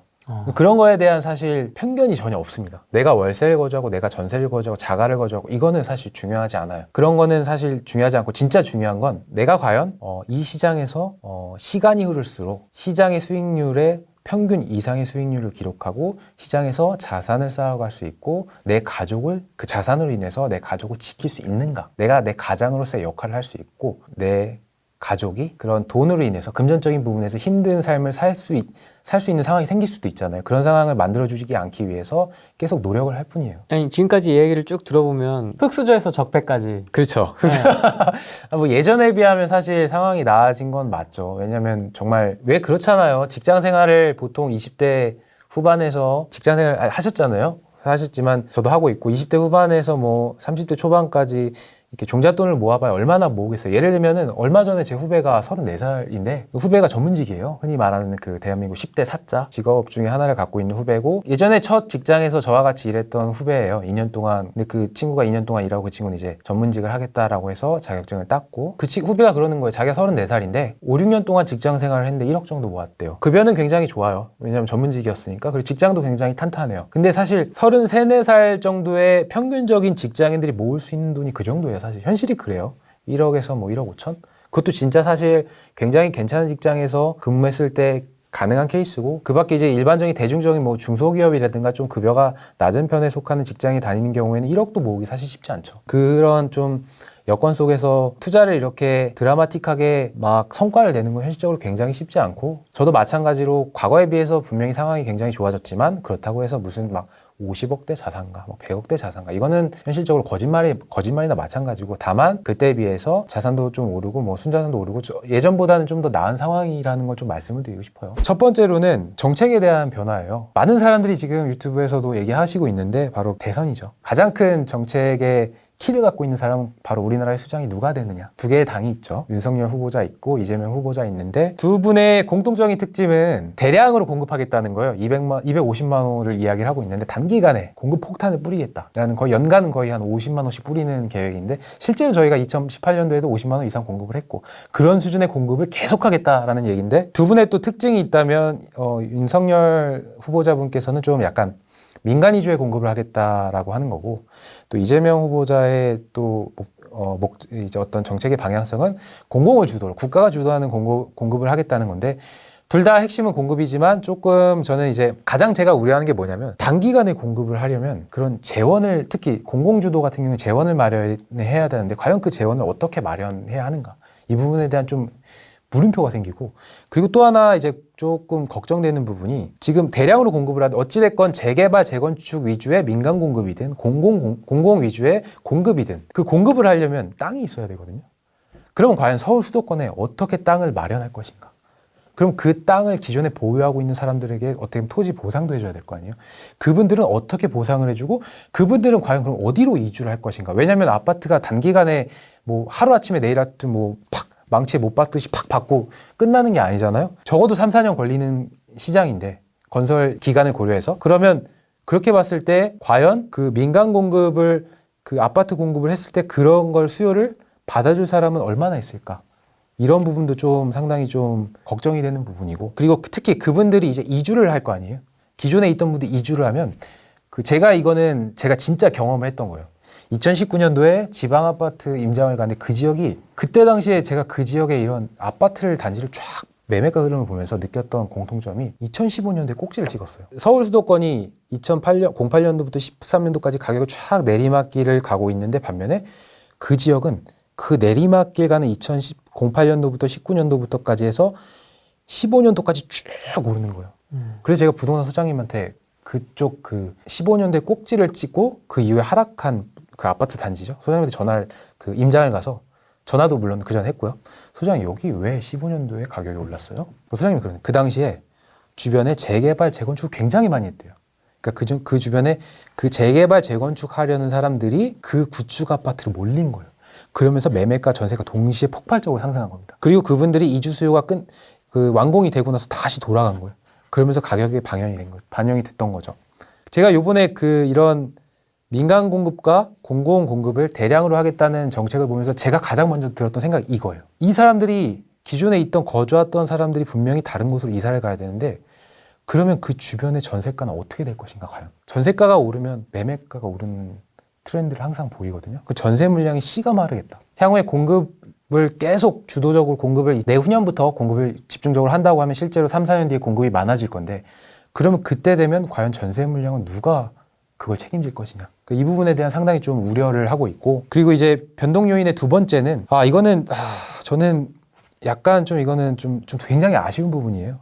저희가 흔히 말하는 사람들이 갭 투자의 전성시대라고 말했던 시기가 2015년부터 2020년도였는데 이때 당시에 임대사업자 등록을 굉장히 많이 하셨어요. 2020년 기준으로 157만 채를 임대사업자 등록을 합니다. 누적으로. 그 짧은 5년이라는 기간 동안 거의 150만 채 이상을 등록했던 거예요. 그게 사실 세제 혜택이 굉장히 강력했죠. 그 당시에. 강력한 세제 혜택이 있었고 그리고 당시에 4년 단기보다 8년 장기 임대가 훨씬 세제 혜택이 좋았고 종부세 합산 배제라든가 취득세 그리고 10년 이상 보유하면 양도세 배제되고 이런 혜택들이 너무 좋았기 때문에 당시에 많은 분들께서 임대주택을 주택을 등록을 했었고 근데 특히 2017년 기준으로 그 임대주택 수가 급격하게 증가를 했고 근데 이분들이 실제로 이 물건을 매도할 수 있는 타이밍이 바로 그 8년이 만료되는 24년도예요.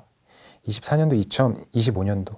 그러면 이거는 좀 제가 만약에 저는 2017년도에 저도 물론 집을 샀지만 떨어졌죠. 근데 2017년도에 임대사업자 등록을 했어요. 근데 계속 임대사업자로 인해서 뭐 연장을 하고 충분히 제 세금도 내고 열심히 임대를 유지하다가 마침 8년이 딱 끝난 거예요. 이제 매도를 할 수 있는 거예요. 가격을 보니까 가격이 전보다 2배, 3배 올랐죠. 매도를 할까요, 말까요? 양도세도 좀 거의 뭐 양도세도 없는 수준이에요. 그러면 대부분의 그 당시에 임대를 등록하신 분들은 2024년도, 2025년도에 정확히 좀 4년도는 좀 초입이고 한 25년도쯤에는 매도를 고민하신 분들이 저는 많을 거라고 봐요. 그때쯤에. 그래서 이 부분이 좀 변동 요인이라고 보고, 그리고 이제 세 번째는 3기 신도시에 대해서 좀 말씀을 좀 드리고 싶어요. 지금 요번에 3기 신도시 발표를 했죠. 최근에 발표를 했고, 지금 3기 신도시 사이트를 들어가면은 2026년부터 2027년, 8년, 2030년까지 준공이 완료된다라는 게 쭉 나와요. 이번에 3기 신도시는 총 8곳이거든요. 그리고 총 30만 원 공급을 합니다. 일단 다 합쳐서 30만 원. 예, 32만 원. 예, 다 합쳐서 30만 원, 약 30만 원 이상인데, 근데 이 3기 신도시가 사람들이 5년 후에 준공을 한다고 하는데 모든 8곳이 전부 다 5년 후에 준공하는 게 아니에요. 2026년도에 한 곳, 뭐 8년도에 한 곳, 30년도에 한 곳, 이런 식으로 순차적으로 차근차근 하는 거예요.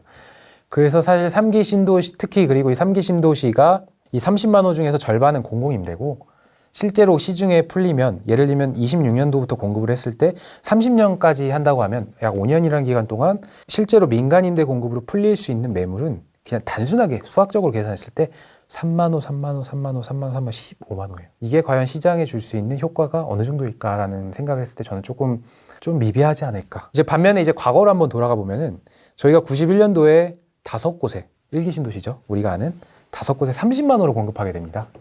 그리고 2기 신도시 같은 경우에는 10곳에 60만 원을 공급하게 돼요. 대부분 다 민간 임대 공급이었죠. 물론 과거에 저희가 1기 신도시, 2기 신도시를 건설하면서 주택을 안정화하는 데 상당히 영향을 줬어요. 근데 과연 3기 신도시도 과거만큼의 영향을 줄 것인가에 됐을 때 저는 조금 약한 게 아닌가. 일단 1, 2기 신도시에서 입지적으로도 조금 떨어지는 부분도 있고, 일단 3기 신도시에 대한 향후에 공급하는 시기도 이제 막 시작하는 시점에서 봤을 때 과연 5년 안에 공급할 수 있을까라는 좀 의미. 실제로도 저는 5년 안에 뭔가 드라마틱한 공급 폭탄을 줄 수는 없을 거라고 보고 있어요. 이미 계획도 보면은 그렇게 나와 있고. 그리고 이제 이렇게 제가 변동 요인 3가지를 좀 말씀을 드렸는데, 이번에 좀 역사적인 부동산 사이클 관점에서는 좀 말씀을 한번 좀 드리고 싶어요. 저희가 당장 과거에 저희 가격이 하락했던 사이클이 08년도입니다. 그때부터 13년도까지 가격이 쭉 내려가는, 서울 수도권의 경우에 내려가는 모습을 보였는데, 반면에 그때부터 지방 같은 경우 본격적으로 오르기 시작합니다.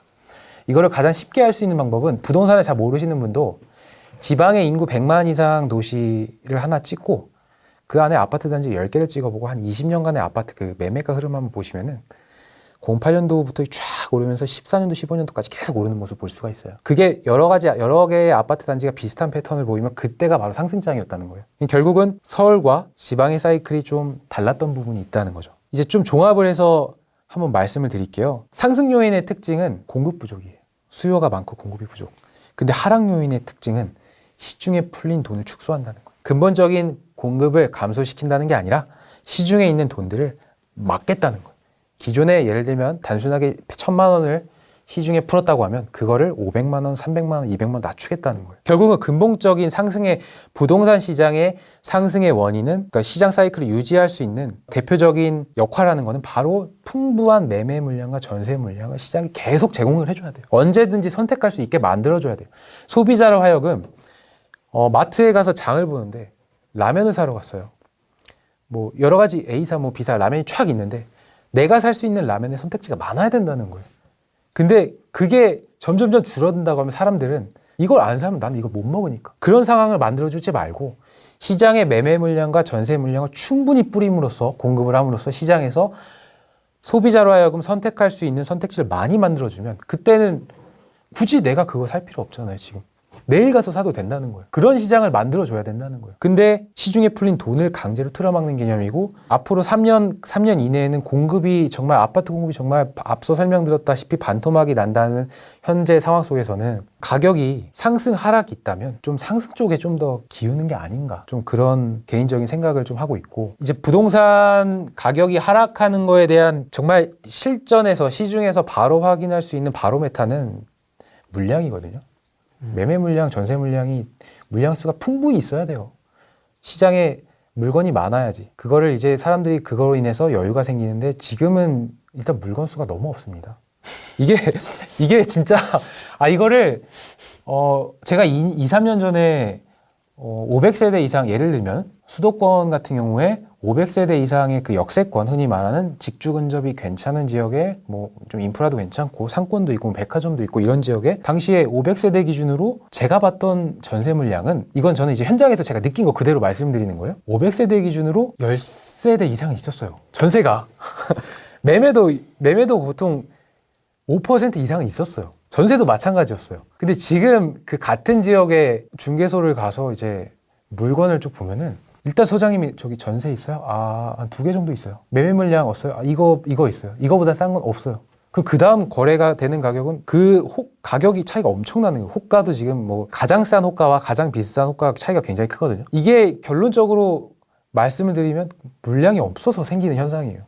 물량이 많아야 되거든요. 거기다 물량도 없는 상태에서 공급도 없습니다. 이런 관점에서 과연 정말 가격이 떨어질 수 있을까?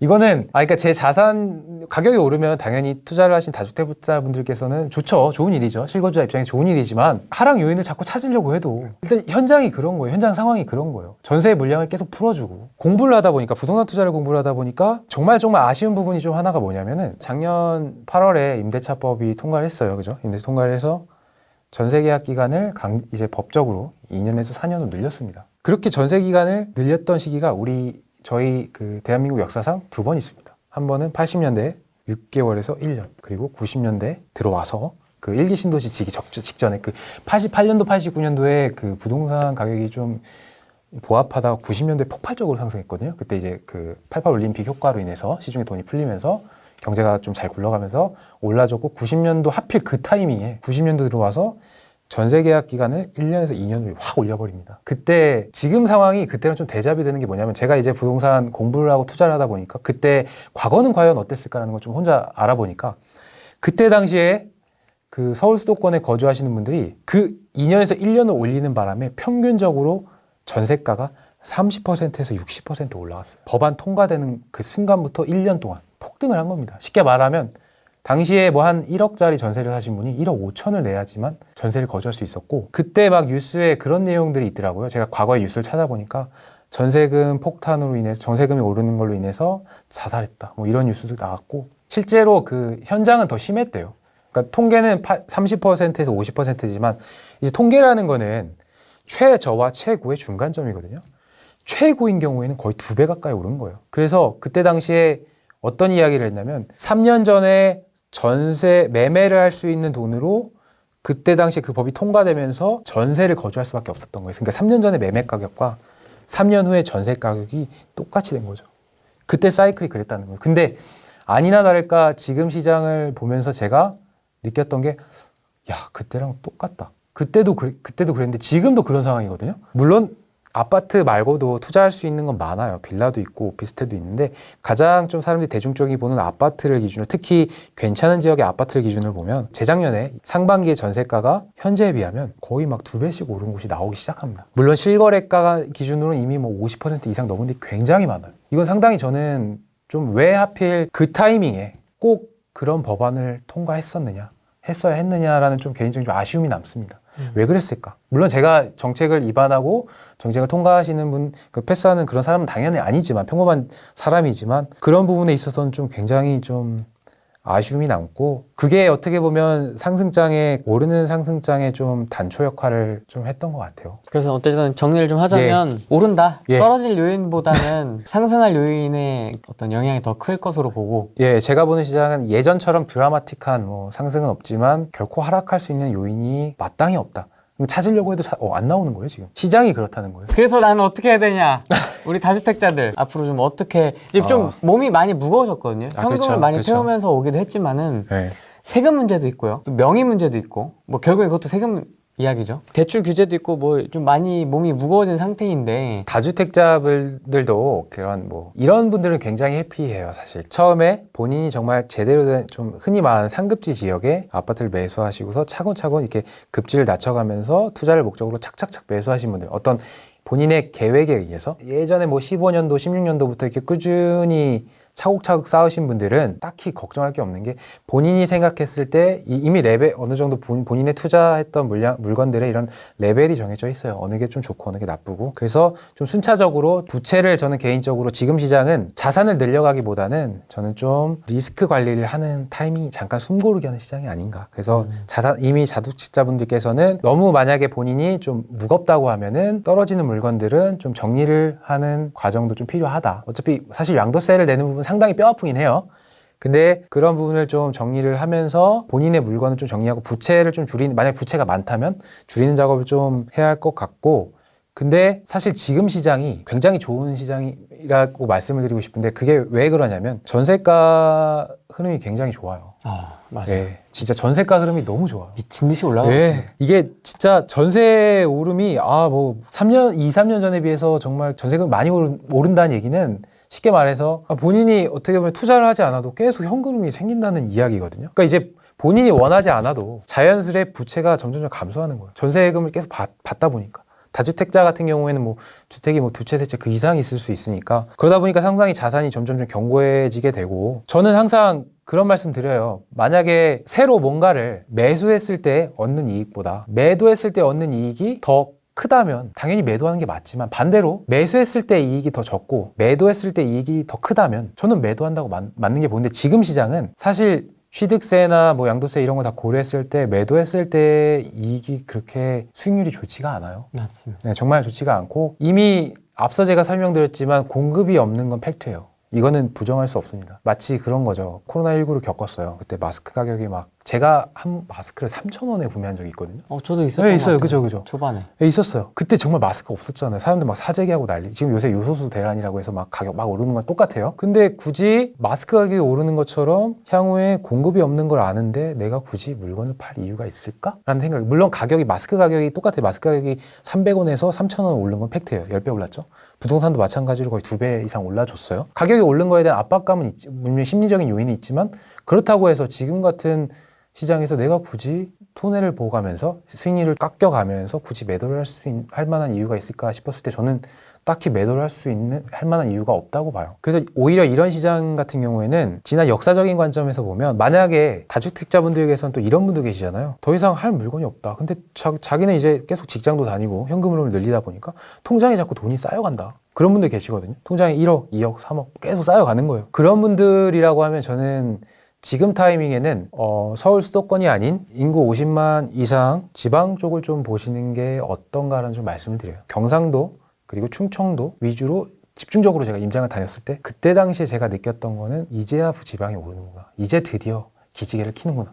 서울 수도권 그동안 서울 수도권 때문에 오르는 동안 지방에서 많이 사람들이 좀 상대적인 박탈감이 있잖아요. 서울 부동산 막 올라가는데 지방 아파트 자기 아파트는 안 오르고 근데 객관적으로 보면 거기나 지방이나 그 지역만 보면 굉장히 그 지역도 살기 좋거든요. 상권도 좋아요. 실제로 가보니까 저는 그런 거 느꼈었어요. 야 여기가 일기 신도시 내가 알던 일기 신도시보다 내가 알던 서울의 여의도 뭐 서대문 이런 데보다 좋구나. 이거 괜찮은데? 라고 생각했던 지역들이 실제로 있었어요.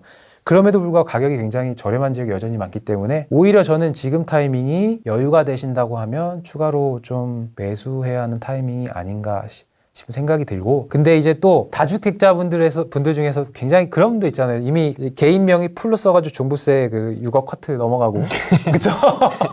뭐 이제 뭐 부모님 명의하고 뭐 동생 명의해서 착 해가지고 이제 다 그냥 종부세 꽉꽉 차가지고 이제 막 종부세 좀 많이 뱉어내야 하는 경우 있어요. 그런 분들 같은 경우에는 사실 지금 당장 종부세 1,000만 원, 2,000만 원 내는 거 굉장히 배 아프잖아요. 어떻게 보면 그 사람들 입장에서는 그런 분들 되게 많아요. 원래부터 나는 그 지역에 살았는데 나는 그리고 투자를 나이도 이미 40대 50대 됐고 이미 직장 생활도 오래 하셨고 투자도 많이 했기 때문에 그동안 나는 그냥 나만의 방식으로 투자를 했고 가격이 오른 건 내가 이렇게 한 게 아니지 않냐. 시장이 반응을 했고 시장으로 인해서 가격이 오른 건데 종부세가 내는 건 굉장히 억울하다. 그런 생각 할 수 있어요. 저도 그런 생각 충분히 들 수 있고 그래서 그렇다고 해서 그 종부세가 무서워서 저는 매도를 하는 거는 조금 반대 입장이에요. 왜냐하면 일단 향후에 돌아올 임대가 계속 갱신하면서 저희가 이제 임대차법이 내년 8월 9월 되면 갱신이 되면서 이제 종료가 됩니다. 그때는 계약갱신 청구권을 모두 다 사용하는 시기예요. 그때부터 임대 매물이 쫙 시중에 풀리는 시기 속에서 전세 가격은 없고 취득세 중과 때문에 사람들이 투자를 할 수 없는 환경 속에서 향후에 그런 괜찮은 지역에 있는 10억, 20억대 부동산을 갖고 계시는 분들은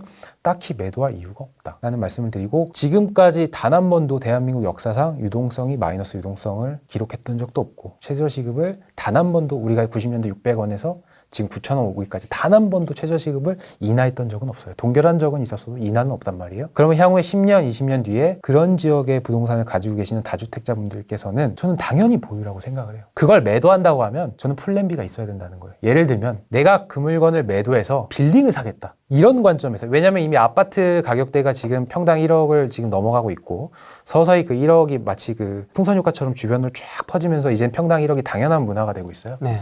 과거에 저희가 80년대, 90년대 평당 1,000만 원 넘었을 때 거품이다라고 했거든요.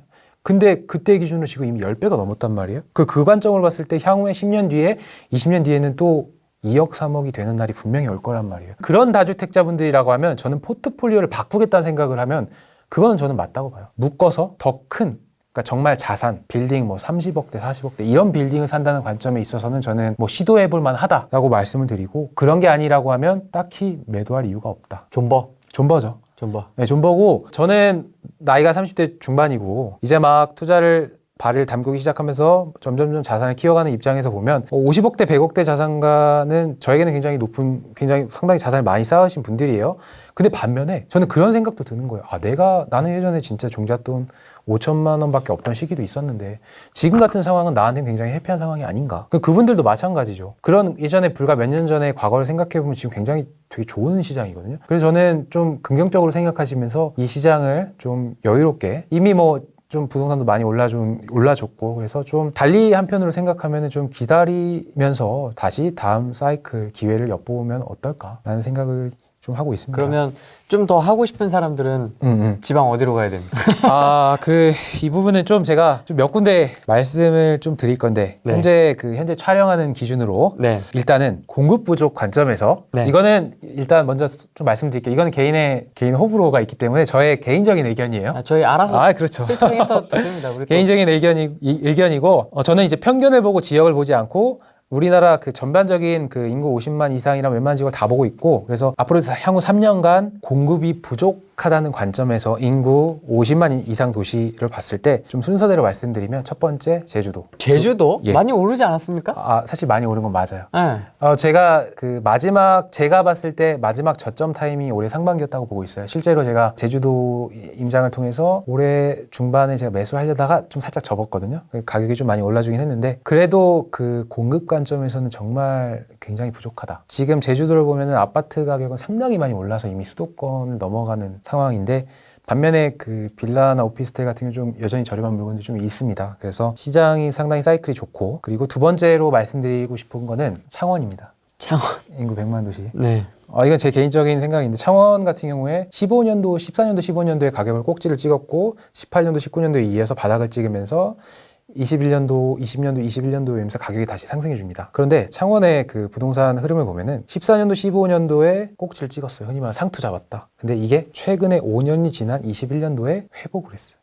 그러면 이거를 역으로 생각해 보면은 14년도, 15년도의 가격이 지금 20년도, 21년도 가격과 똑같다는 거예요. 그럼 지금 관점에서 보면 가격이 오르지 않은 거죠. 그냥 한편 쭉 유지된 거죠. 물론 이런 항아리 같은 모양을 띠고 있는데, 이 사이에 매수하신 분들은 상당히 럭키한 거죠. 이분들은 저점에서 들어간 거지만, 하지만 현재 기준으로 봤을 때 15년도 가격을 이제 넘어갔다라고 좀 말씀을 드리고, 특히 왜냐하면 대한민국 인구의 물론 절반 이상은 서울 수도권에 살지만 절반은 지방에 살잖아요. 그분들도 부동산 투자를 할 거 아니에요. 그래서 특히 그쪽 지역에 사시는 분들에게는 저는 좀 기회가 있다라는 좀 말씀을 드리시고, 마치 그거죠. 제가 18년도에 공부해서 19년도에 들어가는 타이밍이 아닌가. 그 창원에 들어가는 타이밍이 바로 제가 그 당시에 투자했던 타이밍을 그대로 갖다 놓고, 제가 만약에 지금 그 지역에 살고 있다면 저는 좀 더 적극적으로 좀 볼 것 같아요. 또 이제 공급 관점에서 좀 제가 개인적으로 괜찮다고 말씀드리는 건 안산입니다. 안산? 왜냐하면 수도권에서 지금 향후 3년간 누적 공급이 바닥을 찍는 1등 도시가 안산이에요. 공급이 없어요. 2년, 3년, 4년 동안 공급이 거의 전멸이에요. 거의 제로 수준입니다. 보시면은 향후 아파트 공급 보시면 정말 공급이 없는 상황이고, 그럼 보통 이제 제가 항상 수도권 아파트 부동산을 볼 때는 항상 주변 도시를 같이 보라고 말씀드려요. 왜냐하면 수도권 같은 경우는 지하철로 인해서 이렇게 연결이 돼 있잖아요. 안산에서 강남 갈 때 갈 수 있고요. 시흥에서 갈 수 있고요. 그 옆에 군포에서 갈 수 있고 그 밑에 화성에서도 강남 갈 수 있거든요. 그러면 그런 관점에서 주변 도시의 공급도 같이 보라는 거예요. 그랬을 때 주변 도시의 공급을 보면은 시흥, 대표적인 안산에 가까운 지역이 시흥, 그리고 화성, 그리고 군포, 안양. 안양은 이번에 공급 상당히 많이 들어왔죠. 근데 다시 내년부터 공급이 부족하고 한 그 정도 될 수 있을 것 같아요. 근데 주변 도시도 공급이 좀 많이 없어요. 그러네. 네. 시흥도 그렇고. 예, 시흥도 없고 지금 시흥이 진짜 19년도에 진짜 아파트 안산과 마찬가지로 막 폭탄 때려 넣었거든요. 그때 신축 아파트 굉장히 많이 졌는데 안산도 마찬가지였고 신축 아파트 굉장히 많이 졌었는데 그때 이후에 공급이 좀 없는 상황이고 그 안산 같은 경우에는 이제 그 신안산선 호재가 좀 있어서 그리고 절대가가 좀 저렴한 편입니다. 여전히 저렴하고 절대값이 저렴하다는 얘기는 여전히 그 실수요자들이 접근할 수 있는 가격대가 형성이 돼 있다는 거예요. 단 이제 사람들이 그 안산에 대한 좀 편견을 갖고 있는 분들이 좀 계실 수도 있어요. 지역에 대한 편견, 인천도 좀 약간 예전에 그런 편견 갖고 있었잖아요.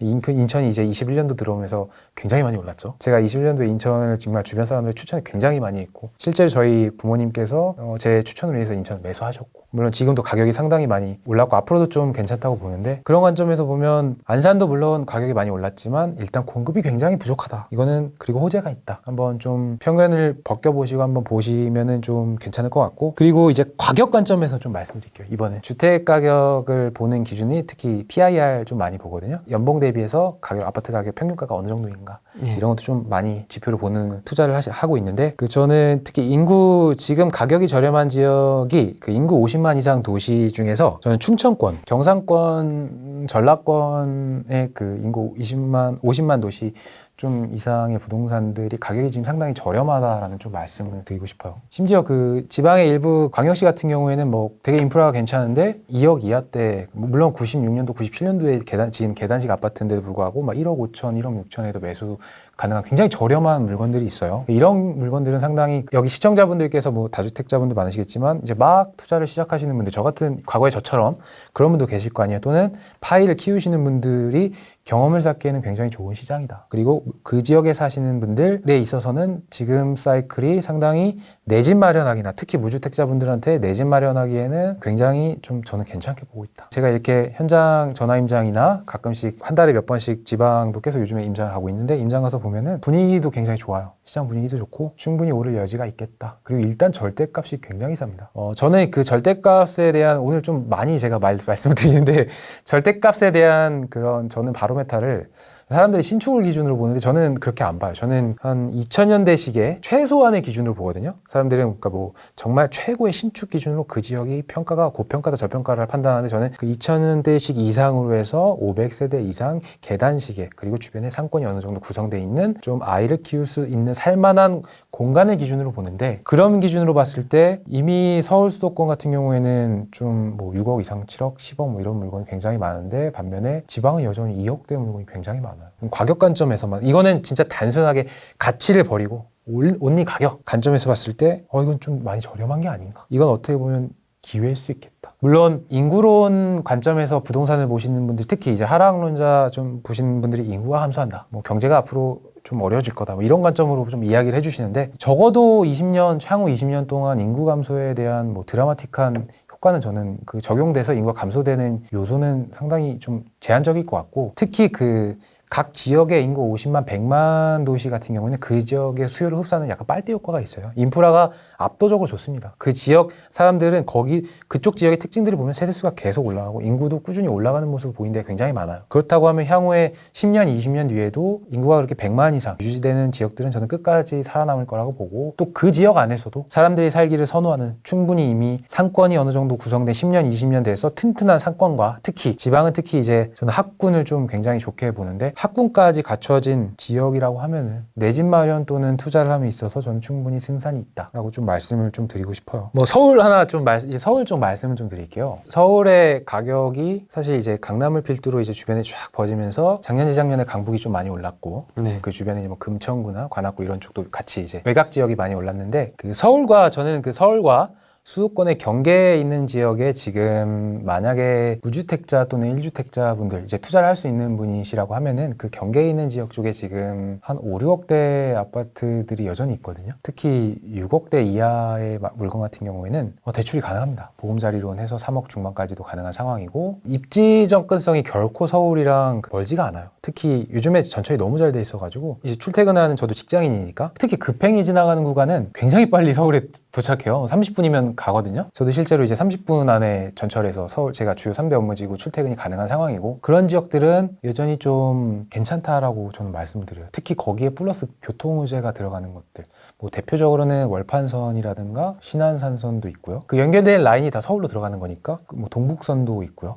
그리고 뭐 GTX 소재도 있는데 저는 GTX 같은 경우에는 좀 이게 굉장히 좀 장기로 보고 마치 그 잡으려고 해도 그 잡을 수 없는 그 사막의 멀리 있는 오아시스처럼 마치 내 앞에 있는 것 같은데 뭔가 좀 이거를 될 것 같은데 싶은데 좀 사실 한 10년은 두고 좀 봐야 될 것 같은 그런 생각도 좀 하고 있어서 GTX 라인은 또 이미 시세가 좀 많이 반영된 부분도 있고 해서 조금 위험한 것 같고 뭐 광명 쪽이라든가 광명시라든가 군포시도 좀 가까운 편이고요. 가격은 여전히 좀 괜찮은 편이고 그런 지역들은 실거주 또는 투자함에 있어서 괜찮다. 단 향후의 시장이 물론 지금보다 그럴 수도 있어요. 서울이 뭐 평균가 12억인데 15억이 될 수도 있잖아요. 그리고 뭐 수도권이 평균가 7, 8억인데 이게 또 10억이 될 수도 있는 거 그건 모르겠지만 그것까지는 예측을 못하지만 적어도 내가 산 가격에서 올라주면 저는 그거는 성공한 투자라고 생각해요. 잃지 않는 투자거든요. 잃지만 않으면 이건 성공한 거예요. 어찌되건 1억을 벌든 2억을 벌든 가격이 올라준다 하면 그때부터 안정적인 투자를 할 수 있기 때문에 나는 정말 사야 돼. 나는 정말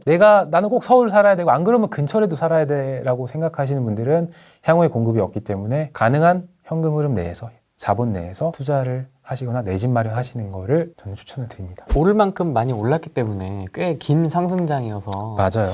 내 집 마련을 고민하시는 무주택자분들도 많이 점점 더 많아지고 있거든요. 맞아요. 작년까지만 해도 사실 이 영끌이라는 게 가능했거든요. 가능했죠. 작년까지도 가능했죠. 작년까지도 가능했어요. 많았죠. 작년에 진짜 괜찮았죠. 영끌 막차. 올해 초까지도 좀 됐었어요. 네. 네, 수도권 같은 경우 가능했어요. 그 다음에 이제 예. 하반기 이렇게 딱 들어와서부터는 이제 조금 그쵸. 대출이 어쩐다 저쩐다 하니까 맞아요, 또 약간 맞아요. 막 눈치 보고 있는 느낌이기도 하고요. 예.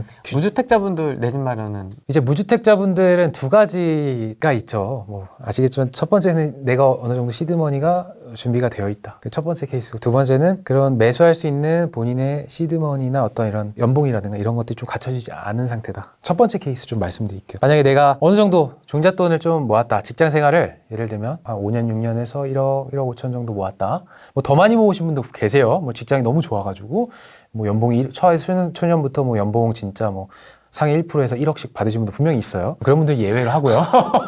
평균적으로 한 뭐 5, 6천만 원, 7천만 원의 연봉을 받는다고 쳤을 때 그런 분들이 돈을 모았고 그리고 또 그런 분들이 마침 또 30대 초중반이 되면 결혼을 할 타이밍이 와요. 그럼 사실 진짜 실수요는 보통 이제 결혼을 하면서 생기거든요. 저희가 매년 거의 20만 가구 이상 매년 혼인신고를 합니다. 그럼 시중에 매년 20만 호는 나오는 거예요.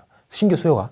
그게 계속 누적이 되는 거거든요. 그럼 그런 사람들이 만약에 무주택자고 시장에 나왔다면 그분들은 사실 결혼할 사람과 본인이 종잣돈 어느 정도 모으면 한 2, 3억 정도 가용할 수 있는 순수 현금이 되거든요. 그런 분들 입장에서는 저는 충분히 매수할 수 있다라고 말씀드려요.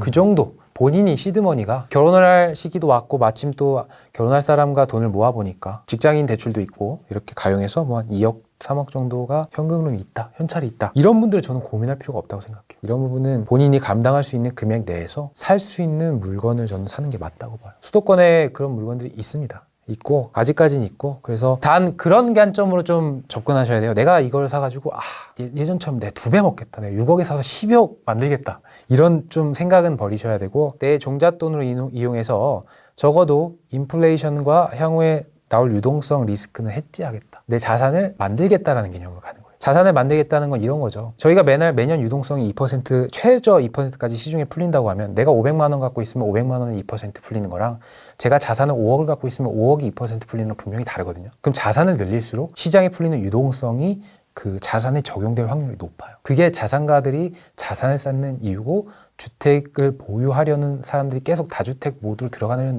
진짜 궁극적인 이유거든요. 그래서 자산을 쌓는다는 개념으로 실거주를 마련하시는 게 맞고 그리고 이제 두 번째로 이제는 조금 시드머니가 이제 1억 이하 사회생활 뭐 3년 4년 했고 결혼을 할 생각이긴 한데 뭐 사실 도와줄 사람도 없고 본인이 가진 돈이 뭐 맥심 해봐야 1억 정도 되시는 분들 뭐 5천만 원인 사람도 많아요. 사실 30대 초반이면 실제로 뭐 직장 취직을 늦게 하면은 뭐 29, 30에 하면은 진짜 32, 3살 돼도 종잣돈이 얼마 없죠. 그 냉혹한 현실이고 그런 분들에게는 일단 좋은 곳으로 가겠다는 생각은 버려야 돼요. 상급지로 가서 뭐 옛날처럼 뭐 3천만 원 갭 투자, 뭐 5천만 원, 8천만 원 이런 생각은 버리고 철저하게 투자 경험을 쌓겠다는 생각으로 좀 저는 접근을 해야 한다고 봐요. 그래서 특히 인구가 어느 정도 보장되는 지방 아파트를 그 지역에 산다는 관점으로 좀 한번 경험을 쌓아보시는 게 어떤가 이 말씀을 좀 드리고 싶고 근데 이게 저는 몰랐는데 상담을 하고 이야기를 하다 보니까 저는 이제 기본 베이스가 충청권이에요. 그러니까 어떻게 보면 서울 수도권 사람들에 비하면 시골 사람이잖아요. 충청권 하면 거기 대전은 시골이지. 예, 시골이죠. 그러다 보니까 사람들이 서울 수도권에 거주하는 사람들이 야 거기 누가 살아 막 이런 약간 그런 생각을 하시는 분도 있고 자기들은 거기 투자 못 하겠다는 거예요. 가본 적이 없으니까. 근데 저는 되게 그게 자연스럽거든요. 천안이라든가 청주 같은 데 아파트 투자는 굉장히 자연스러워. 아무렇지도 않은데 그분들은 그런 걱정을 하시더라고요. 왜냐면 20, 30년 동안 계속 서울의 수도권에만 살았으니까. 가본 적이 없으니까. 하지만 그런 생각을 이제는 버려야 하는 타임이라고 저는 말씀드리고 싶어요. 이제는 좀 그런 생각 좀 버리고 내가 단 한 번도 안 가봤지만 뭐 몇 번 안 가봤지만 살면서 사실 몇 번 안 가보잖아요. 저 같은 경우도 뭐 살면서 부산 한 3, 4번 가봤나? 거의 안 가봤어요.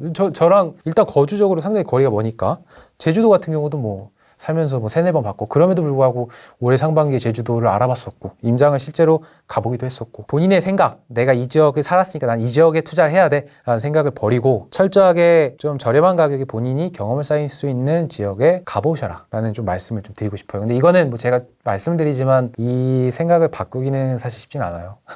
이건 본인이 좀 극복해야 하는 부분이고 이런 분도 있죠. 나는 죽어도 청약을 하겠다. 있죠. 있죠. 그럼요. 나는 새 아파트다. 나는 곧 죽어도 이 시세는 이런 가격의 아파트를 못 사겠고 나는 곧 죽어도 꼭 신축에 가겠다라고 하시는 분들은 제가 작년까지도 이 얘기 되게 빨리 그러면은 지금 당장 공급 폭탄이 있는 지역에 빨리 가서 거기에 살아라. 왜냐하면 지금 서울 수도권 아파트 제가 앞서 설명드렸지만 18년도 19년도에 비해서 21년도 22년도 23년도 공급 물량이 반토막이 나요. 거의 그 얘기는 청약을 하려고 해도 청약할 수 있는 물건도 반토막이 난다는 거예요. 확률로 보면은 예전에는 내가 50%의 확률로 청약이 됐다고 하면은 반토막이 나가고 이제 25%밖에 안 되는 거예요. 이거 되게 심각한 거거든요. 확률이 반으로 떨어진 거. 그러면 그거를 상쇄하려면 공급이 많은 지역에 가셔야 된다는 거예요. 거기에 가셔서 실거주를 하시면서 전략적으로 뭐 신혼부부라든가 생애 최초라고 하면 전략적으로 청약을 좀 준비를 하시는 게 맞고 다만 향후에 공급이 너무나도 부족한 상황 속에서 청약을 하는 거에 있어서는 상당히 좀 그런 심적인 압박이 있을 거예요.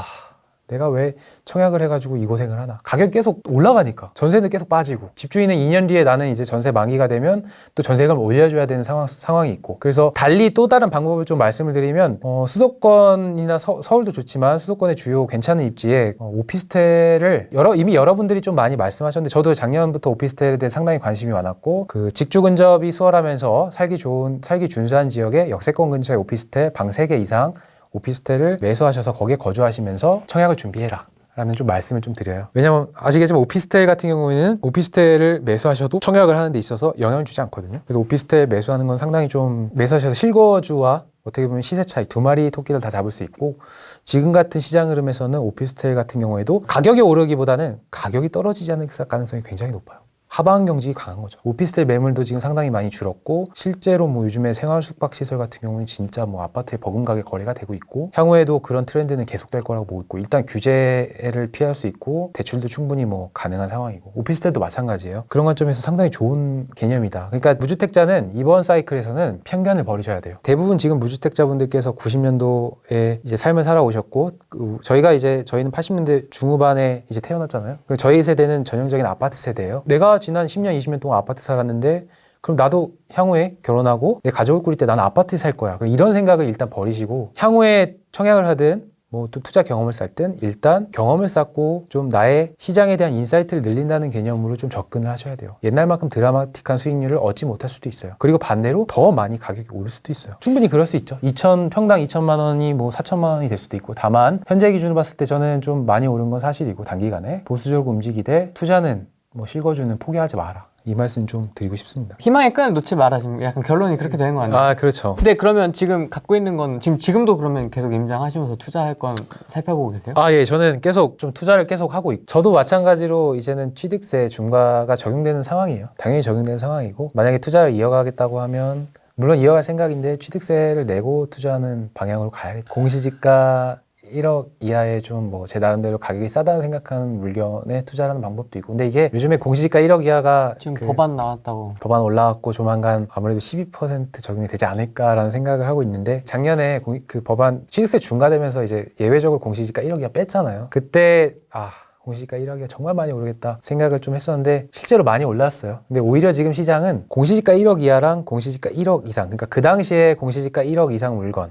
그러니까 작년에 그 취득세 중과법안 통과되면서 공시지가 1억 이하가 쫙 퍼지면서 이제 사람들이 그 물건을 사러 매수하러 갔던 그 타이밍에 그 당시에 공시지가 1억 이상 물건 그때 당시에 한 거의 지방 기준으로 한 84 타입 같은 경우에도 그때 막 1억 중반 막 2억짜리 물건이 있었어요. 30평대. 그런 물건들은 오히려 지금 와서 보면 가격이 안 올랐어요. 그리고 반대로 공시지가 1억 이상 이하 물건들은 거의 그런 물건들과 평수 차이가 거의 10평대 이상 차이 나는데도 불구하고 턱 밑까지 들어갔습니다. 그래서 오히려 지금 타이밍은 공시지가 1억 이상 물건을 진입해야 하는 타이밍이라고 저는 보고 있어요. 그 취득세 중과가 되면 물론 이제 기타 세금, 뭐 중개비 포함하면 거의 한 14% 근방으로 이제 취득세가 작동을 하고 내게 되는데 세금 상당히 많이 내죠. 그건 상당히 아픈 거예요. 아픈 건 맞는데 실제로 제가 그런 시뮬레이션 돌려보니까 제가 이제 항상 제가 모든 부동산을 다 수십 개를 막 살 수는 없잖아요. 저도 제가 종잣 또 한계가 있고 한 몇 달 전에 뭐 제가 시뮬레이션 항상 돌리고 있는데 몇 개 단지를 딱 찍어서 이거 찍어보니까 아니나 다를까 공시지가 1억 이상 물건들이 제가 만약에 취득세를 적용을 하고 그 물건을 투자를 했다고 하면 이미 취득세를 상쇄하고 남을 만큼의 시세 가격이 많이 올라가 주더라고요. 그래서 어차피 취득세 같은 경우에는 나중에 다 돌려받는 금액이거든요. 물론 그 돌려받는 게 그것도 사실 리스크긴 하죠. 왜냐하면 현재 저희가 갖고 있는 현재의 돈의 가치가 분명히 3년 뒤에 돈의 가치는 다르거든요. 저희가 항상 쉽게 말해 뭐 짜장면 새우깡 사람들이 그 비유를 되게 많이 하는데 과거에 새우깡이 200원이었다고 앞으로 새우깡이 200원이 될 일은 절대 없어요. 그런 관점에서 보면 분명히 제 돈이 묶이는 거고 어떻게 보면 중형차 한 대 값의 돈이 묶이는 건데 그럼에도 불구하고 수익률이 충분히 나올 수 있는 시장이라고 하면 저는 접근을 하는 게 맞다고 봐요. 그래서 저도 그런 관점에서 좀 부동산을 접근을 하고 있고 법인은 활용하세요? 법인은 활용하진 않고 있습니다. 네, 법인은 개인으로 계속 활용을 하고 있고 왜냐면 저 같은 경우에는 주변 가족을 이용해서 그 종부세 좀 넘어가는 그 컷에 타타타 걸린 상황이에요. 똘똘한 한 채를 사면 종부세 폭탄을 맞을 가능성이 굉장히 커요. 공시지가가 그 실거래가에서 이제 공시지가가 매겨지잖아요. 근데 굉장히 그 소형 아파트 위주로 여러 개를 사면 맞아요. 종부세 효과가 쫙 줄어들어요. 그쵸. 아실 거예요. 그러니까 큰 거 하나 사는 거랑 뭐 그거의 절반 가격의 아파트 세 채 사는 거랑 종부세를 완전 달라요. 완전히 달라요. 저는 근데 후자를 택했거든요. 저는 경험을 택했어요. 내가 당시에 똘똘한 채 갈 수 있었어요. 그 당시에 정말 인서울에 진짜 뭐 좀 괜찮은데 팍 사서 내 대출 이자 갚으면서 살 수 있었는데 그게 아니라 공시지가도 굉장히 싼 거 2억짜리 3억짜리 물건들이 여러 채를 쫙 보유하는 이런 컨셉으로 갔기 때문에 사실 종부세 커트에 걸렸고 여전히 여유가 있는 거예요. 어느 정도 여유가 있는 상황이고 종부세에 대한 부담이 그렇게 크진 않아요. 다만 이제 자산 관점에서 약간 좀 많이 올라가긴 했는데 그래서 그런 관점에서 봤을 때 충분히 투자를 이어갈 수 있는 환경이고 그리고 뭐 향후에 저는 또 다주택자분들한테는 좀 이제는 좀 그런 말씀도 좀 드려요. 꼭 국내에 국한돼서 투자를 할 게 아니라 좀 이제 글로벌 시대에 맞춰서 미국 좋죠. 예. 해외 부동산을 좀 투자하는 건 어떠냐. 아시겠지만 가장 쉽게 투자할 수 있는 게 부동산 리츠거든요. 간접 투자란 말이에요. 결국 그 지분을 제가 그 지분의 뭐 물론 0.00001%의 지분을 가져가는 거지만 그것도 일종의 투자의 일환이고 그런 관점에서 봤을 때 저는 미국 리츠 투자, 호주 뭐 이런 데 리츠 투자하는 건 굉장히 좋게 보고 있고 실제로 저도 5천만 원 이상 들어갔습니다. 하고 있어요. 그러니까 이제 이건 약간 다양한 관점에서 접근을 하는 거예요. 내가 이제 좀 생각을 유연하게 하는 굳이 내가 부동산만 그리고 꼭 직접 투자, 간접 투자도 투자니까 그런 쪽으로 좀 접근해서 리츠 투자를 좀 개인적으로 점점점 좀 늘려가고 있고요. 또 리츠 투자의 또 장점이 배당금이 있습니다. 물론 수익률이 뭐 부동산처럼 뭐 2배, 뭐 50배, 50% 이런 건 아니지만 좀 내 자산을 쌓아가는 데는 좀 좋은 경험이 되겠다. 이런 관점에서 리츠 투자도 좀 추천을 좀 드리고 있습니다. 여름이었나 아무튼 홍춘욱 박사님 한번 나오셔가지고 네. 그 미국 리츠 한번 얘기하신 적이 있는데 그게 떠오르네요. 갑자기. 그래요? 네, 이제 뭐 리츠 많이 올랐을 건데. 저는 근데 올해부터 시작을 해가지고 이렇게 많이 오르지는 않았고, 근데 이제 제가 매수했던 그 가격에 비해서는 한 15% 정도 가격은 올라준 것 같아요. 배당금은 덤이고요. 사실 배당금은 보통 리츠 같은 경우에 뭐 평균 배당률이 뭐 적게는 3%, 많게는 5, 6%, 5, 6% 정도 받을 수 있거든요. 지금은 사실 경험을 쌓는 관점으로 보고 있는데 내년도에는 좀 더 공격적으로 할 생각이에요. 이 부분에 좀 더 포션을 두고, 그러니까 이제 여러 가지의 자산군을 이제 분산적으로 이제 뿌리는 거죠. 리츠의 특징이 뭐냐면 제가 공부한 바로는 상승장에서는 리츠는 많이 오르지 않아요. 재미가 없지. 예, 재미가 없어요. 근데 하락장에서는 또 단단해. 단단해요. 응. 제가 좋아하는 투자는 결국 하이 리스크, 하이 리턴의 투자가 아니라 약간 로우 리스크, 로우 리턴의 투자를 저 좋아하거든요. 스타일이 딱 정해져 있구나. 처음엔 당연히 공격적으로 하죠. 시드머니가 없을 때. 근데 그 이후에는 그 안전 마진에 대한 생각을 항상 하기 때문에 실패를 최소화하는 거예요. 이게 사실 이거를 할 수 있었던 이유는 처음에 그냥 3쿠션 맞았으니까 계약금 떼어보고 종잣돈 날려보고 하니까 이게 그렇게 되더라고요. 그래서 이렇게 안전하게 안에서 투자를 하려고 하다 보니까 제가 선택한 게 리츠가 됐고, 과거에 한 것처럼 올해 시작했던 것처럼 꾸준히 이 방식을 좀 유지할 생각입니다. 잃지 않는 투자 진짜 중요한 것 같아요. 오늘 촬영을 하시면서 쭉 이 얘기하시는 맥락의 이 기조가 그렇죠. 하단을 잃지 않는, 맞아요. 단단하게 좀 하단을 맞습니다. 지지하면서 잃지 않는 투자를 하는 방법에 대해서 좀 얘기를 해주시는 것 같아요. 그렇죠. 왜냐면 사이클이라는 게 저는 그걸 보고 진짜 너무 많이 느꼈던 게 코로나19가 딱 터지면서 진짜 팬데믹이 오면서 부동산에 갔는데 이게 좀 표현이 그런데 사람 한 마리 없는 거예요. 부동산 소장님이 이거 뭐 팔리겠어요? 사람들 아무도 없어요? 뭐 이런 분이 딱 야, 부동산이 하루아침에 이렇게 될 수 있구나. 근데 저는 그때 진짜 공격적으로 했거든요. 2000년도 상반기. 그때 정말 제가 끌 수 있는 걸 다 썼습니다. 그러면서 이게 안 돌아다녔는데 사람들. 예, 그때 사람들 안 갔잖아요. 그때 제 와이프가 저한테 굉장히 뭐라고 했어요. 그때는 지금보다 더 심했죠. 그렇죠. 지금 막 그 코로나 확진자 많이 나오는데 그때는 막 100명 나오는데 난리 나는 줄 알았잖아요. 그때는 동선도 다 맞아요. 어디 유흥지점 뭐 어디 맞아요, 맞습니다. 몇 번 환자 막 그랬던 상황 속에서 어떻게 보면 좀 무리하게 좀 주변을 살폈던 것 같고, 그러면서 느끼는 게 이제 향후에 지금 비록 시장이 좋을지언정 언젠간 다시 시장은 돌고 돌기 때문에 지난 80년대, 90년대, 2000년대를 겪으면서 저희가 하락장을 계속 경험을 했어요. 우리나라의 그 평균, 제가 예전에 보던 글이 하나 있는데 우리나라의 평균 그 사이클 주기가 4.4년이에요. 평균이 그래요. 근데 물론 10년에 한 번씩 사이클이 최근에 돌았는데 그걸 평균치로 내면 4.4년이에요. 그러면 냉정하게 보면 러프하게 잡아서 5년에 한 번씩 하락 상승이 반복한다고 보고, 그런 관점에서 봤을 때 지금 향후에 하락 사이클이 올 수 있겠다. 물론 확률적으로 높진 않지만 그러면 항상 투자자나 내 집 마련을 하시는 분들은 그런 생각을 하면서 안전하게 좀 하셔야 되고, 그거를 준비를 안 하면 이게 큰 것 같아요. 생각을 하느냐, 내가 그 시기가 올 거를 예측을 해서 지금 준비를 했느냐, 그리고 마음가짐을 갖고 있냐, 그런 준비를 할 마음을 갖고 있느냐 갖지 않고 있느냐에 따라서 저는 그 상황이 딱 닥쳤을 때 그 사람의 행동 패턴, 액션들은 완전히 다를 겁니다. 그 당시에 만약에 준비가 안 된 특히 실거주자분들께서 특히 무리하게 좀 레버리지를 끌어서 실거주를 하신 분들이 만약에 당장 내일 가격이 떨어진다, 그분들은 진짜 굉장히 힘들 거예요. 조바심이 날 겁니다. 본인의 종잣돈이 이렇게 쫙쫙쫙 깎이는 게 눈이 보이거든요. 대출은 줄지 않아요. 그렇죠. 하락장에서는 종잣돈이 줄지 대출은 그대로거든요. 은행은 잘 없잖아요. 대출이 예를 들면 5억이에요. 그리고 내 종잣돈은 5억인데 10억짜리 아파트를 산 거예요. 10억이 8억이 됐어요. 그러면 종잣돈이 3억이 되는 거지. 10원 한 장 안 깎아주죠. 10원 한 장 안 깎아주죠. 은행은 굉장히 냉정합니다. 실제로 저도 이제 부동산에 투자를 공부하면서 역사도 공부를 하다 보니까 08년도에 그 분당 아파트 84 타입 30평대 아파트를 딱 보니까 막 10억 막 이러는 거예요. 그래서 야, 이거 너무 비싸다. 근데 그 이후에 쭉 보는데 약 10년 동안 9억, 8억으로 떨어지면서 그 8억대가 쫙 계속 유지됩니다. 그러면 10억에 사신 분들은 무려 10년 동안 8억대 아파트에 계속 고통받으면서, 이게 근데 실거주 하시는 사람마다 다른데 그거에 대한 투자에 대한 확신이 있었던 분들은 아마 그 시기에 팔지 않았을 거예요. 근데 누군가는 6년, 7년, 8년 이 기간 동안 매도하신 분이 분명히 계세요. 10억에 매수하고 8억에 매도하신 분이 계신단 말이에요. 그런 일이 발생하지 않으려면 지금부터 내가 산 가격이 비록 올랐더라도 이 정도까지 20%, 30% 떨어지더라도 나는 이거를 내가 산 확신이 있었고 그 지역에 대한 믿음이 있으면 저는 거기서 계속 가져가야 된다고 생각을 해요.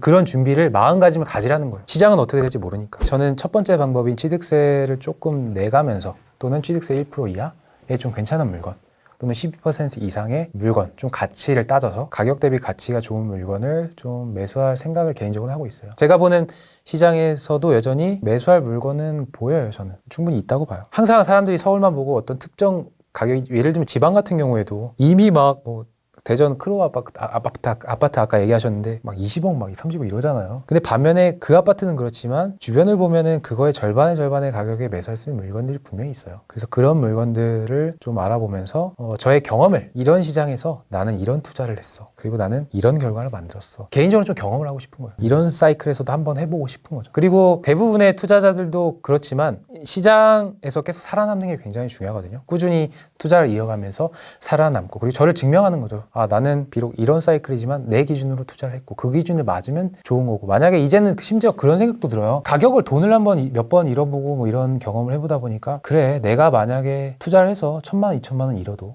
5,000만 원 잃어도 나에게 길게 보면 좋은 경험이 될 수 있겠다. 그게 내 자산을 쌓는 거에 있어서 크게 영향을 줄까라는 생각이 들면서 저는 그래 경험을 쌓는 방향으로 한번 투자를 이어가자라는 생각으로 좀 투자를 준비하고 있습니다. 실제 아무튼 결론을 말씀드리면 저는 내년에도 투자를 할 겁니다. 뭐 사실 여기 저희 시청자분들은 투자 많이 하셨는데도 그렇죠. 계속 공부하고 움직이고 계시고 영상 보고 하고 계시거든요. 네. 저희 시청자분들, 다주택자, 적폐분들에게 아마 저도 비슷한 생각을 하는데 이제 먹이를 먹어본 자만이 그게 얼마나 달콤한지 알아요. 그래서 오르는 부동산을 보면서 여기도 오를 것 같고 여기도 오를 것 같고 막 욕심이 나는 건 사실인데 그래도 지금 같은 좀 변곡점이 올 수 있는 상황 속에서는 자산을 늘려가는 게 굉장히 중요하지만 오히려 여러분들 다주택자분들에게 있어서는 리스크를 줄일 수 있는 시간을 주는 거예요. 리스크를 관리할 수 있는 시간을 주는 거예요. 과거에 좀 공격적으로 투자하신 분들은 오히려 이런 시간을 이용해서 본인의 좀 현금 흐름과 재무 상황을 좀 한번 정비할 수 있는 시간을 좀 갖는 게 어떤가라는 말씀을 드리고 싶고 당연히 내년 내후년에 뭐 여건이 되고 여유가 된다면 저는 적극적으로 투자를 하시는 거를 좀 추천을 드립니다. 적극적으로? 예, 적극적으로 하시는 추천이고 단 무리하시면 안 된다 하는 이 말씀을 드리고 뭐 종부세가 부담이 된다고 하시면 자 지금 이제 12월이 넘어간 시점이니까 뭐 예를 들면 좀 본인이 이제 좀 단기 투자를 생각하시면 좀 단기간에 매수 매도를 하시는 분도 계시고 그건 뭐 개인의 성향인데 저는 개인적으로 장기 투자고 오르는 시장이 있다고 하면 좀 경험을 쌓는 관점에서 투자를 하는 게 어떤가. 그러니까 결론은 투자를 하기 엄청 좋은 시장은 아니지만 리스크를 관리하기는 굉장히 좋은 시장이다. 리스크를 제어하기는 그 어느 때보다 좋다. 여러분들이 이제 안정적으로 자산을 쌓아가는 그런 시기가 되지 않을까 싶습니다. 그리고 자산을 파는 행위는 절대 하시면 안 됩니다. 이거는 절대 정말 정부가 엄청 싫어하는 말이다. 예, 정말 싫어하는 말은 맞는데 정말 그건 정말 아닌 것 같아요. 절대 팔지 마라. 예, 굉장히 후회하세요. 못 사요. 살 수가 없어요. 그 가격에 그 물건을 살 수가 없어요. 그렇기 때문에 그런 행동을 하시면은 저는 땅을 치고 후회하실 거라고 이 말씀 꼭 드리고 싶어요. 팔지 마라. 절대 팔지 마라. 예, 절대. 그럼 너울님도 그러면 저는 꽁꽁 끌어안고. 그럼요. 저는 오히려 저는 지금 늘려가야 돼요. 아니 저는 아직 30대 중반이잖아요. 그리고 뭐 아직 나이도 좀 어떻게 보면 젊은 편이고 저보다 형인데. 그렇죠. 한참 투자를 저는 지금 시장이 사람들은 그래요. 지금 시장이 막 좀 거품이다 하는데 저는 아니에요. 저는 그렇게 보지 않아요.